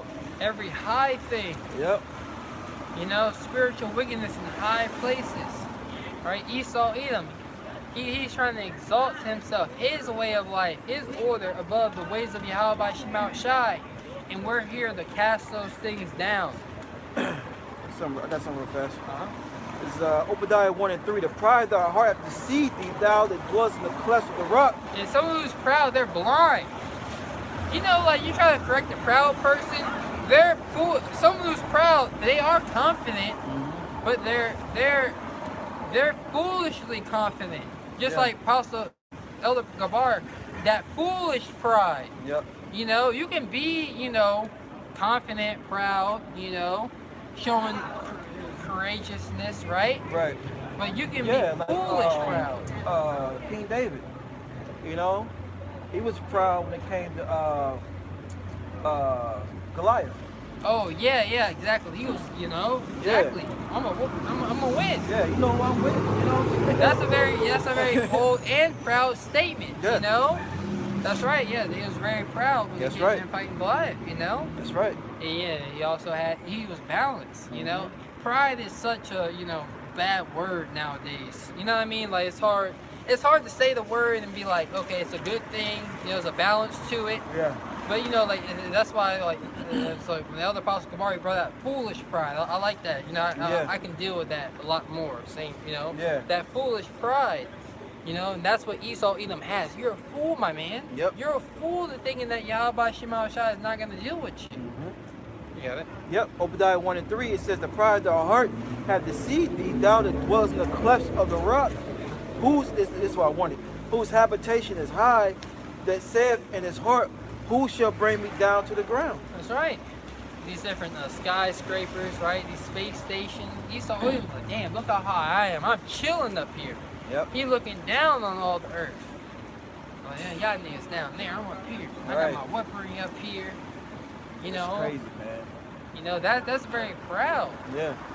Y'all saw that movie? You ever seen King Arthur, Legend of the Sword? I've seen parts of it. Remember the king? He was like, when he had Arthur, his son, right? I can't remember the characters' names, but he was about to kill him.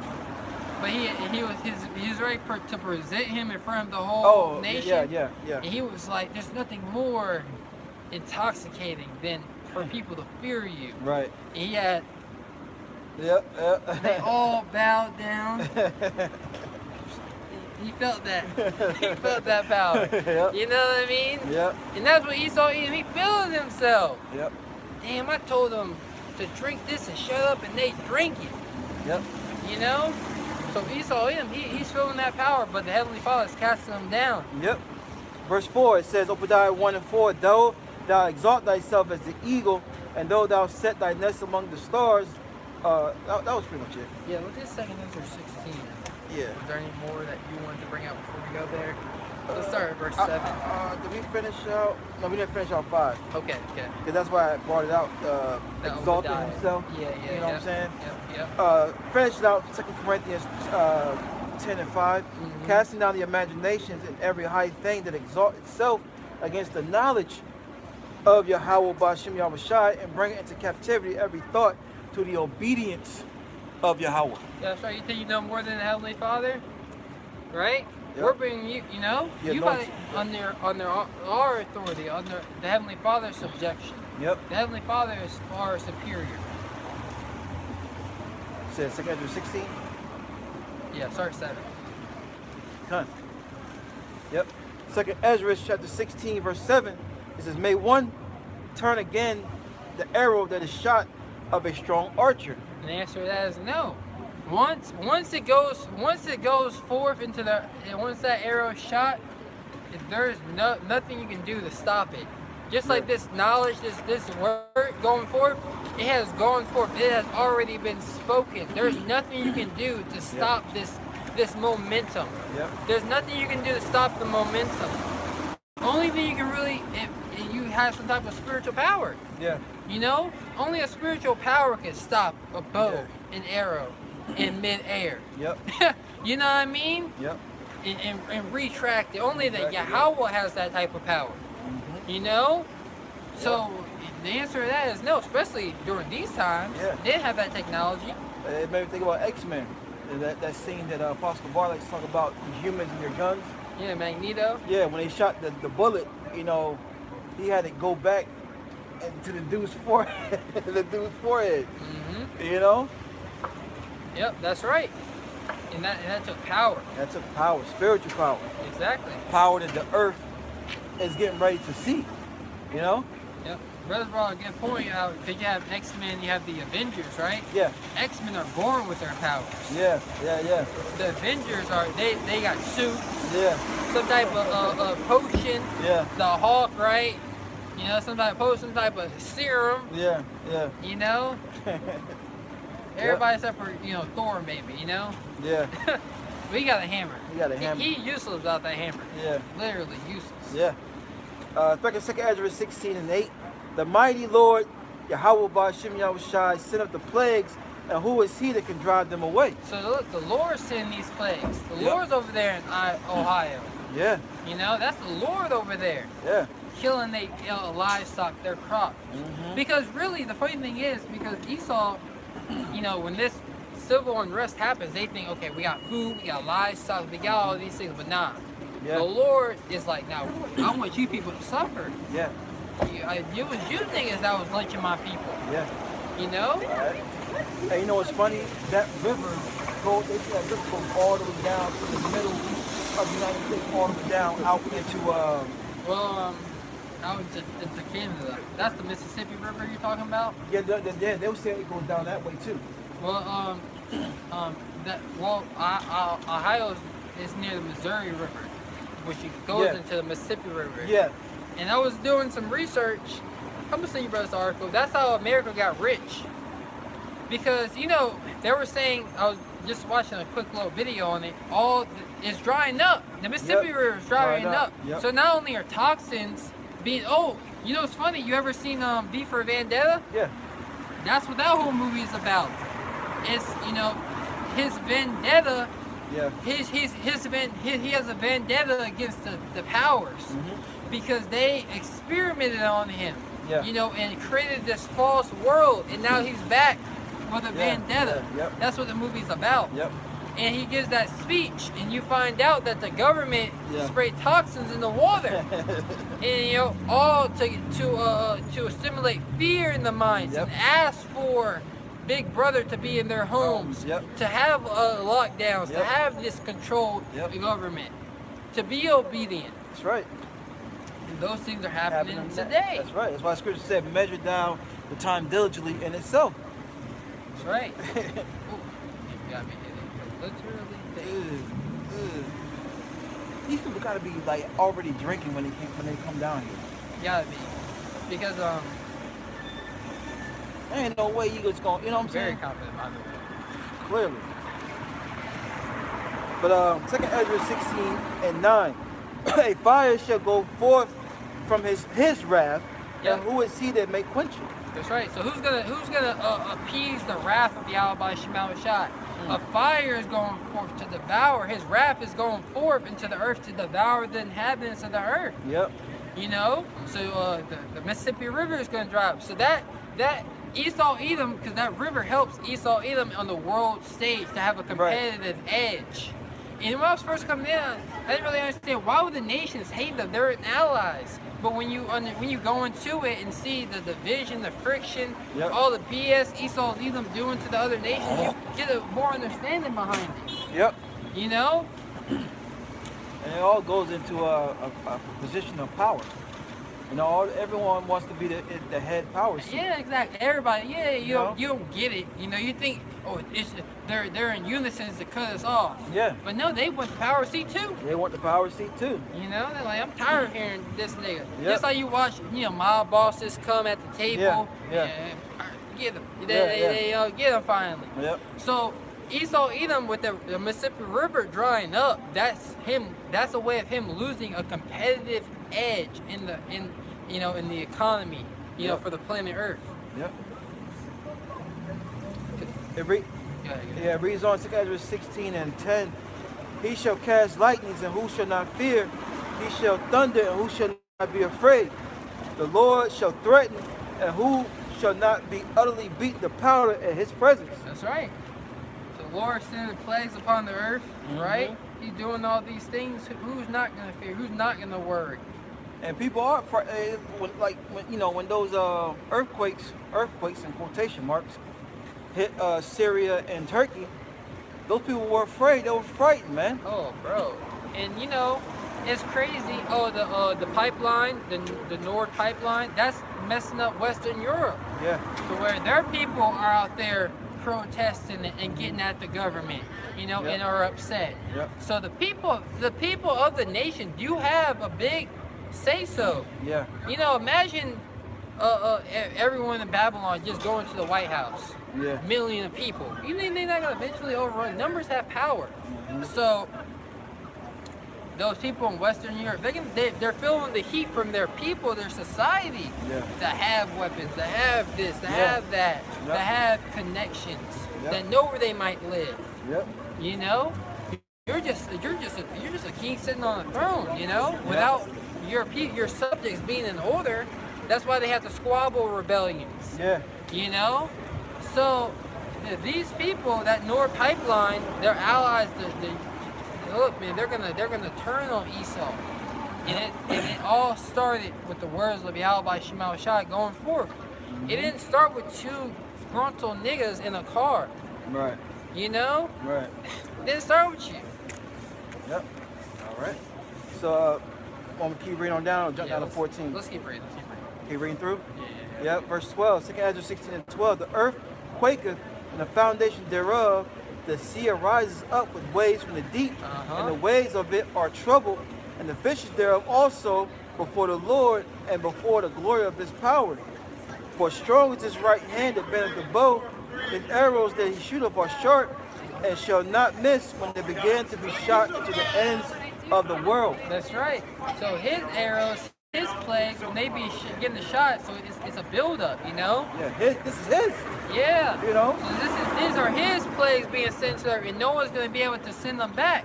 Yep. You know, and that ultimate is going to lead up to what? The ultimate plagues being sent forth into the earth. Yep. The nuclear destruction. It's a build-up. Yep. So his wrath, you know, just like you got a regular guy that can shoot a bow, the Heavenly Father's like, well, I'm going to shoot my bow. And I'm going to send forth my fears, my anger, my wrath into the earth. Yep. And it's going to lead to thermonuclear destruction.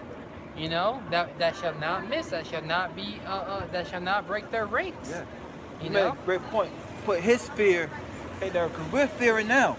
We're fearing Yahweh Shema Shai now, all right, to the best of our abilities. So when these things come, we're not going to be as shook as these other people are. You know? We know that what these things are coming. Yeah, we're going to be in the, we're still in the flesh. All right, but at the end of the day, these people are gonna lose their minds. Bro, when you brothers gotta believe, you're gonna get like, brothers say like you're not you just can't just like you gotta be able to turn it on. Yeah. You know, and that takes energy and time. Like I told you, I mentioned to you last week. I was watching, I was watching the old video from a brother, and they were like, we're coming to this time when men, women, and children are going to be persecuted for Yahweh Shema Shai's sake. Yep. That just put me into a zone like, damn, we have a reason to fight. Yep. And that's I sent you that video. Yeah. I be watching stuff like that all the time, bro. All the time. Like that guy. That's what gets me through. Yeah. Things like that. Those are powerful. They are. They are. He said, I'm strong and powerful. So I'm the strongest man in the universe. I have all the power I need inside of me right now. and we do through this word. Yeah. It reads on 2 Ezra 16 and 16. It says, verse 14. Yep. It says, for behold, the plagues are sent and shall not return again until they come upon the earth. The fire is kindled and shall not be put out. Ooh, the fire is kindled. Get St. Luke, right? Oh yeah, I got you. We haven't run out now in a minute. I know, right? And I've been saying that, because, it felt good to do lessons this week, showing my face. Yep. I was like, damn, I like doing lessons like this. it felt good. Yeah. it hit different. You feel good, Yeah. Heard that camera? Yeah, that's right. Ready for it? Yeah. Luke 12 and 49. That was what you wanted, right? Yep. It says, I am come to send fire on the earth, and what will I if it be already kindled? Yep. And when you look it up in the NLT, right, it goes into how I wish. How Yahweh Shema Shai, he wishes that it was already on fire. Yep. That this place was already on fire, but the fire rises. So he's kindled the fire, in the earth today. know, the words of his mouth going out into the earth. You got that? Yeah, Luke 12:49 NLT. I have come to set the world on fire, and I wish it was already burning. That's right. He's come. That's his determination. Yep. And it starts with his word going forth. As his word is like going to a fire. We just read that. Yep. Who shall not early be beaten in the powder. Yes, so right. it starts with this knowledge going forth into the earth. His word being spoken, the power. You know? So this place has already started to burn. You see? And the fire is going to rise onto that nuclear fire. Yep. Which is the lake of fire. Which is the second death. That's right. You know? The second death is the thermonuclear destruction. That's right. You know? Just gotta throw that out there. Yeah, and you want to be the chariots, man. Birds. I know everybody getting tripped up on Revelation 20. That Bro. might have to be a Bible study. Which the apostles go into that chapter all the time. Yeah. You know? You got it. Yep. That was it. So I'm gonna go back.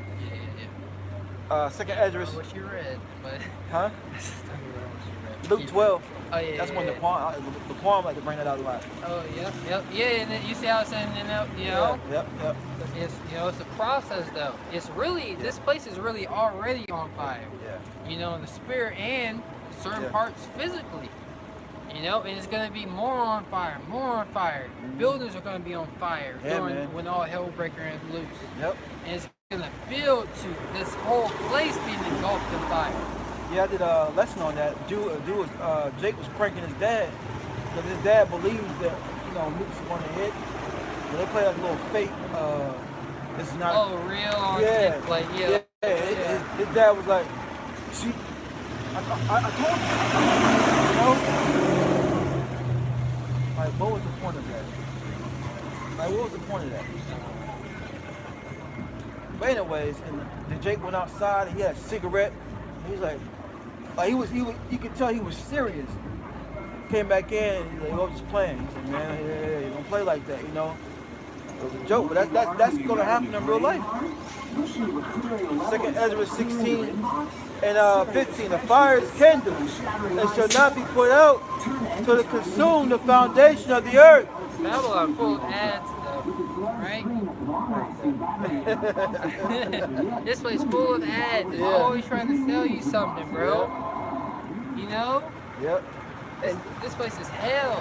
And Jake is the biggest consumer. Clearly, bro. I don't understand how brothers pay for television because you watch commercials. Yep. You're paying to watch ads. Yep. You know? Well, I can see if you're like an older person because that's what you just Yeah, I just know. used to that. But now they got subscriptions. You can pay. You want to pay for ESPN. No ads. Oh yeah.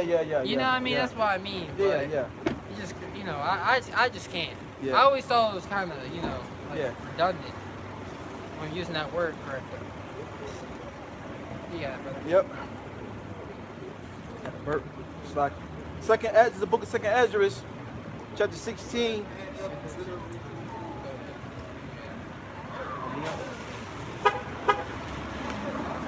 Who are these people? I don't know, but y'all some Jakes. These motherfuckers will hit you, man. Where did Jake like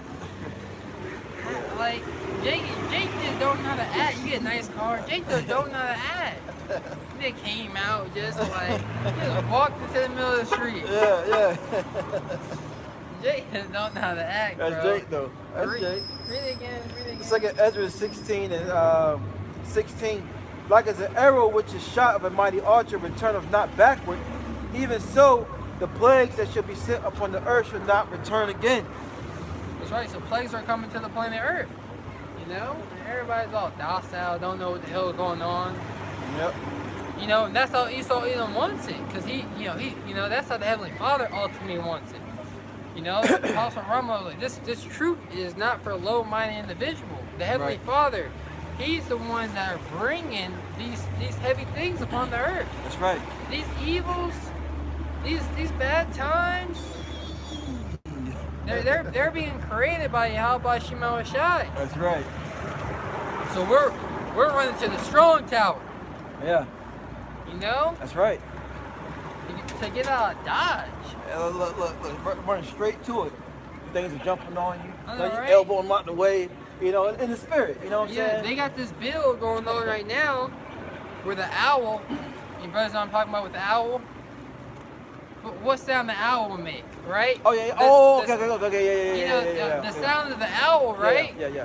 They're gonna be able to seize control, Of to course. take control. Yeah. And it's supposed to be going on soon. They've been talking about it for a while, you know.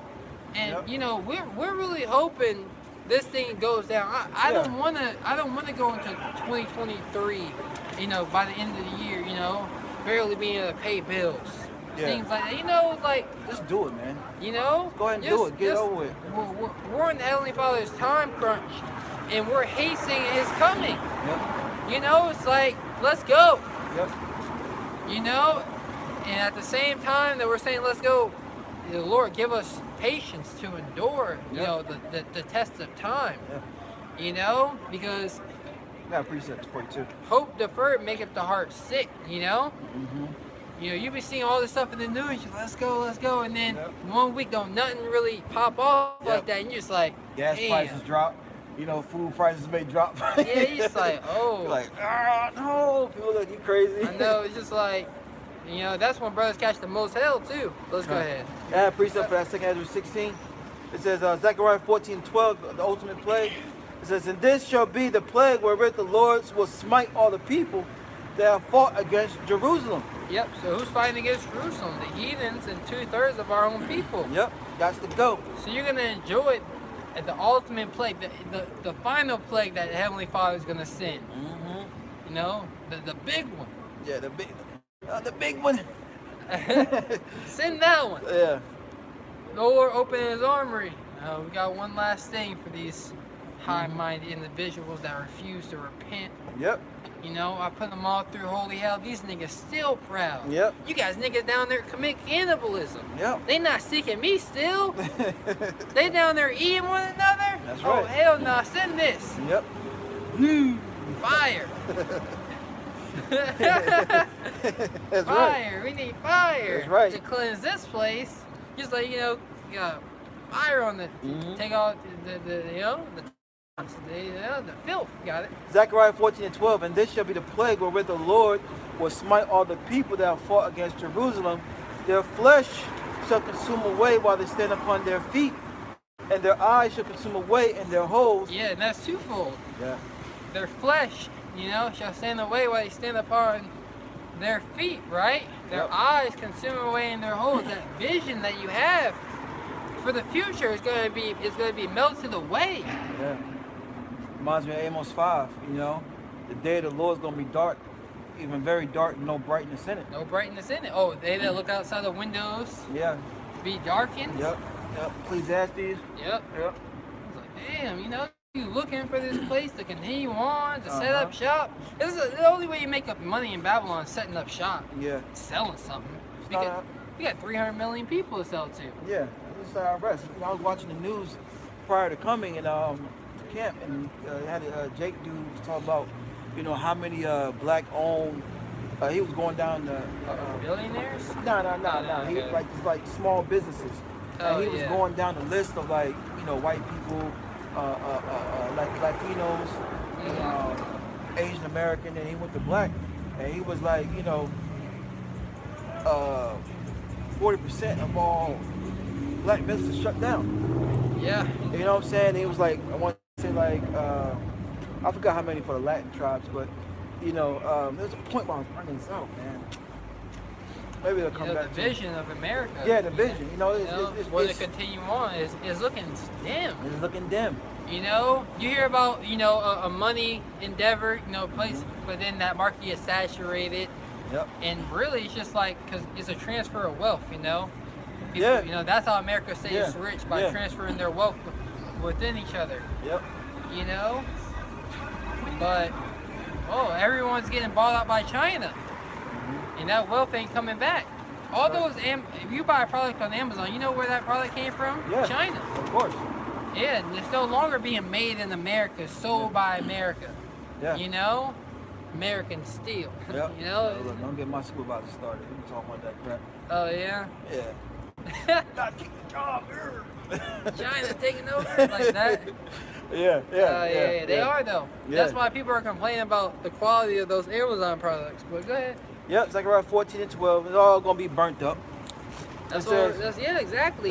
you should see that damn, this place is failing. Yep. You know, and the Heavenly Father is confirming it via the scripture. It is gonna fail. Yep. It is gonna be burnt up. It says, and their eyes, Zechariah 14 and 12, shall consume away in their holes, and their tongues shall consume away in their mouth. That's right. You know? So the things that our people are looking forward to being on, it's all gonna be burnt away. It's all gonna be taken away, man. Yep. You know? So back in 2nd Ezra 16th chapter, verse 17, it says, woe is me, who will deliver me in those days? Who's gonna deliver me in those days, man? Right. How about Shemal Shad, man? Right, I know, right? That's who's gonna deliver us. I'm like, hit me. Yeah, Man. And that's our faith. That's the only thing that keeps us going, man. It's faith in Yahweh Shemal Shad. That's the only thing, man. Ezra's has seen a vision of all the hell coming to the earth. Like, whoa, who can deliver me out of that? Yeah. And Yahweh Shemal Shad is like, I can. Yep. You know, put me up to the test. Yeah. I'm up to the test. I'm up to the challenge. You know, I'll save you. Yeah. You know, I'll get you out of that situation. You right. know, nuclear missiles. You know, I'm gonna wait. I'm gonna wait till they get this close. Yep. I'm gonna get you out of there. I'm gonna wait till they in the air.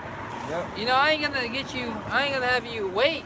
I'm gonna wait till the Egyptians are chasing after you. Then I'm gonna open up the sea. Yep. And have you walk through it. Yep. And then I'm gonna have to chase after you. That's right. You know, so it's just like, you know what I mean, bro? Yep. And it reads on, verse 18, the beginning of sorrows and great mournings, the beginning of famine and great death. That's what we're in the beginning of. We're in the beginning of sorrows. Yep. People are crying out here. You know, over there in Western Europe, man. Over there in Haiti. Yep. Over there in South America, what was the name of the island? Somewhere with an S? Oh yeah, Suriname. Yep. Yeah. Over there down there, bro. Yep. There was some other news I was getting into before I came into camp. There's a lot going on in the world right now. Suriname. Yeah, you got brothers down there. You know, and I was reading, I forgot I was reading, but you know, the Apostle Paul always prayed for the church. Yeah. So we should be praying for the church. You know, like, and that's something I need to do more. I need to pray for myself more. I need to pray for brothers more. You know? So it's just like, you know, it's a working process. It's a season that might be in. But we got to hone in as a body. You got it, man? I'm trying to think of the French or the Dutch that colonized that part of South America. Probably. I think it was the Dutch, but that's neither here nor there. Reading on 2nd Ezra chapter 16, verse 18, it says, the beginning of sorrows and great mournings, the beginning of famine and great death. Famine. The beginning of famine. You're seeing that. You know, with this Mississippi River drying up, that's going to stop goods being shipped in America. Not just gas prices, diesel shortages, all these things are causing a famine. You know? Yep. You know, goods is taking forever to bring the ass over here. You order stuff from overseas, order some herbs. Yep. You know, next time I'll just ball out and just, I don't gotta wait. You know, it makes you think, well, what happened to the bottlenecks? They don't talk about that no more. You know, what's happened over in California during the whole the sea team. Yeah, bottlenecks. Yeah, the ships. You know, just Oh, sitting out there, you know what I'm yeah. saying? But no, you had people waiting for months. Yeah. For furniture. Yeah. Oh, can you buy a car? Can you buy? Yeah. Where are the cars in America? People don't realize that the infrastructure of America is under attack. You know, and that's the Heavenly Father. Who is under attack by? Yahweh, by Hashem, Yahweh Shai. That's right. So it says, in great death, the beginning of wars, and the powers shall stand in fear. That's right. Esau, they stand in fear. They seen all the friction, Yep. the powers of the earth. They stand in fear. They seen all the friction them trying to accomplish their NWO, the backlash they're getting. They see the men waking up, they see the chariot sightings. They're seeing all of these things, and they're standing in fear. Yep. You know? That's right. You got it. It says, the beginning of evils, what shall I do when these evils shall come? What shall I do when these evils shall come? What are you going to do? When evils come, in these bad times. Yep. The men of Yahweh Shema Shah, we're going to trust in the Lord. We're going to look for the Holy One of Israel. That's right. As our comforter. The Lord said, well, I lay in Zion a sure foundation, a precious stone, a tried stone. He that believeth shall not make haste. That's right. Meanwhile, go ahead. I'm sorry, we're not going to be making hasty decisions to run down Yeah. to our enemy for help. Yep. Yeah, 2/3 of our people gonna be in that Scarface spirit. Say hello to my little friend. Literally. Cause Jake, that's how Jake, think that's the honorable way, the manly way to go out. And a lot of Jakes, like, you think like someone, you really think you're gonna have a Jake leader be able to give a great speech? You ever seen Spy Kids? You know, you got the children. Spy Kids 3D. Nah, I ain't seen that one. You know, it's that the movie's all about it's a movie about a game, a virtual game. They go into the game, and it's all about finding the one. And the dude, he's already the one, but he has to become the one. Become the one. You know, but this dude, he comes out of nowhere. He's like, I'm the one. And he just starts, he looks like he's the one, right? Yeah. But as soon as the final boss comes, Yeah. he gets his ass beat. He starts running away. And the real one, you know, he wins. Yeah. You know, he wins. You know? Yeah. He gives this great speech. You know, he just Right. gets off in the next second. So that's how it is. You're gonna have somebody give a great speech to rouse them up. Yeah. Those niggas gonna be gone. Yeah. It says, 2 Ezra 16 and 19 says, behold, famine and plague. See, the Lord is really emphasizing a famine is coming, man. All right? Famine is a lack of food, bread, all right, water, resources. That's right. And these people are just used to living a comfortable life. Yep. There's gonna be. Now, as we say real fast, the Lord is going to take away the chief things. Yep. You know, the Lord knows what's important to your life, to the carnal side of your body, and He's going to take it away from you, man. Yep. Those things like having abundance, that Yes, gives out yes. a spirit of comfort in Yeah. the world. Yeah. Women are at comfort, you Yep. know? They be like, comfort, you know what I mean? Like, damn, I'm a backhander. I just DoorDash something. Yeah, I know that. It's like, but you know, when the spirit of fear is out here, oh, that spirit of fear, it's contagious. Yep. You know what I mean? That it radiates off the next person. Everybody's gonna be squabbling in fear at the plagues of Yahweh Shema Shai. Yep. And Esau shows you how to react through his movies. When certain things happen, oh, you're supposed to act like this. Don't come together. Yeah, no, yeah. Don't everybody say, hey, we all have a problem. We need to come in common. No, none of that. Yeah. Kill each other. Yep. Delete each other. Fight against each other. You know? Yep. Got it. Yep. 2 Ezra 16 and 19. Behold, famine and plague, tribulation and anguish are sent as scourges for amendment. See, these things that you see happening upon the earth, these are all scourges from Yahweh Shema Shai. All right, for you to get right, to correct yourselves, to see your faults, and see that it's coming from who you're going to call God and Jesus, man. To amend your ways with the Heavenly Father, to make your wrongs into rights. Yeah. But they gotta say, don't let your wrongs make you. You know, you got only lessons. You know, lessons, life lessons. Yep. Losses are never. Losses are only. L's are only losses when you don't learn from them. Yep. You know, when you the mistake is not. You know, the mistake is not the loss. The loss is you not learning from that mistake. Yep. You know, and we can't take that L that 2/3 about to take. They ain't learned that you can't trust the devil. Like for example, someone may their house may catch on fire from having a Christmas tree up, right? That very next year, they put a Christmas tree up. You're supposed to learn from that. Exactly. You get congestive heart failure. You're supposed to learn from that. Why are you getting that, Jake? It's your diet. It's your diet. That's right. That's right. I can't eat rabbit. No. I can't, eat pig feet. No. People who are alcoholics, they sober up. They start learning. Oh, this is why. This is why. Yep. I wasn't ready for this experience. Mm-hmm. You learn. Life teaches you. That's right. Yahweh Shema Shai teaches us. He's teaching us to sit the hell down right now. Don't do too much. Don't be out there. Be circumspect. When I go to the job, I don't talk to anyone. Say what's up. Right. I ain't there talking about, hey, see that satanic ritual? Yep. At the Super Bowl game? Yep. No, I don't talk to them about that. I listen, I observe, I sit back, I go to work, I come home. Got a quick one. You got it. Isaiah 1:5, and the NLT. It says, why do you continue to invite punishment? Must you rebel forever?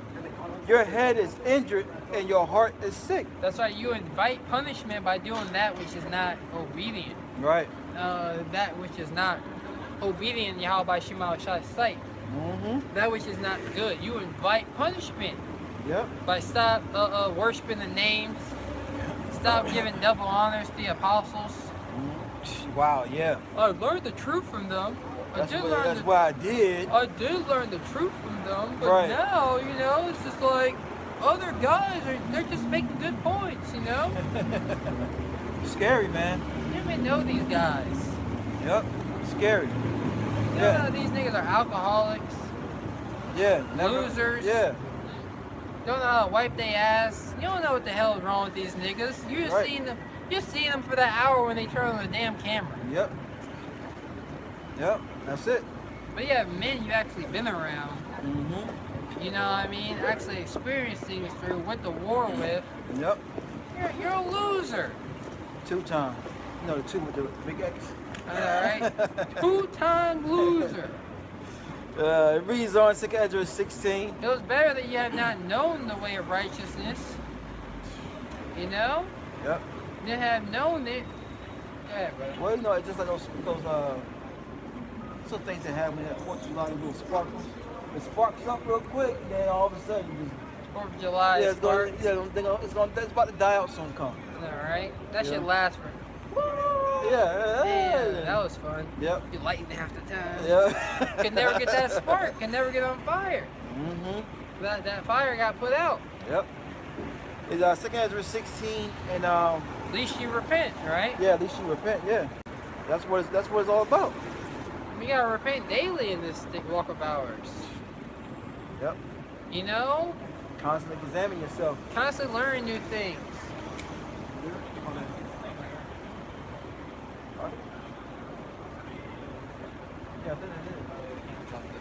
Yeah, so and look, man, these things that are happening is because Yahweh Shema Shai is trying to whoop us into shape. All right, in the spirit. For these things is going to get ready to come down the pipeline, man. So repent and turn back. And Lord willing, this camp lesson was edifying. Before we close, we want to give all praise, honor, and glory to the Heavenly Father's only begotten Son. Yahweh, Ba'ashem, Yahweh Shai, Ba'ashem, Karkadash. Love, honor to our apostle, Elder Great Millstone. Now look, Shalom. Shalom.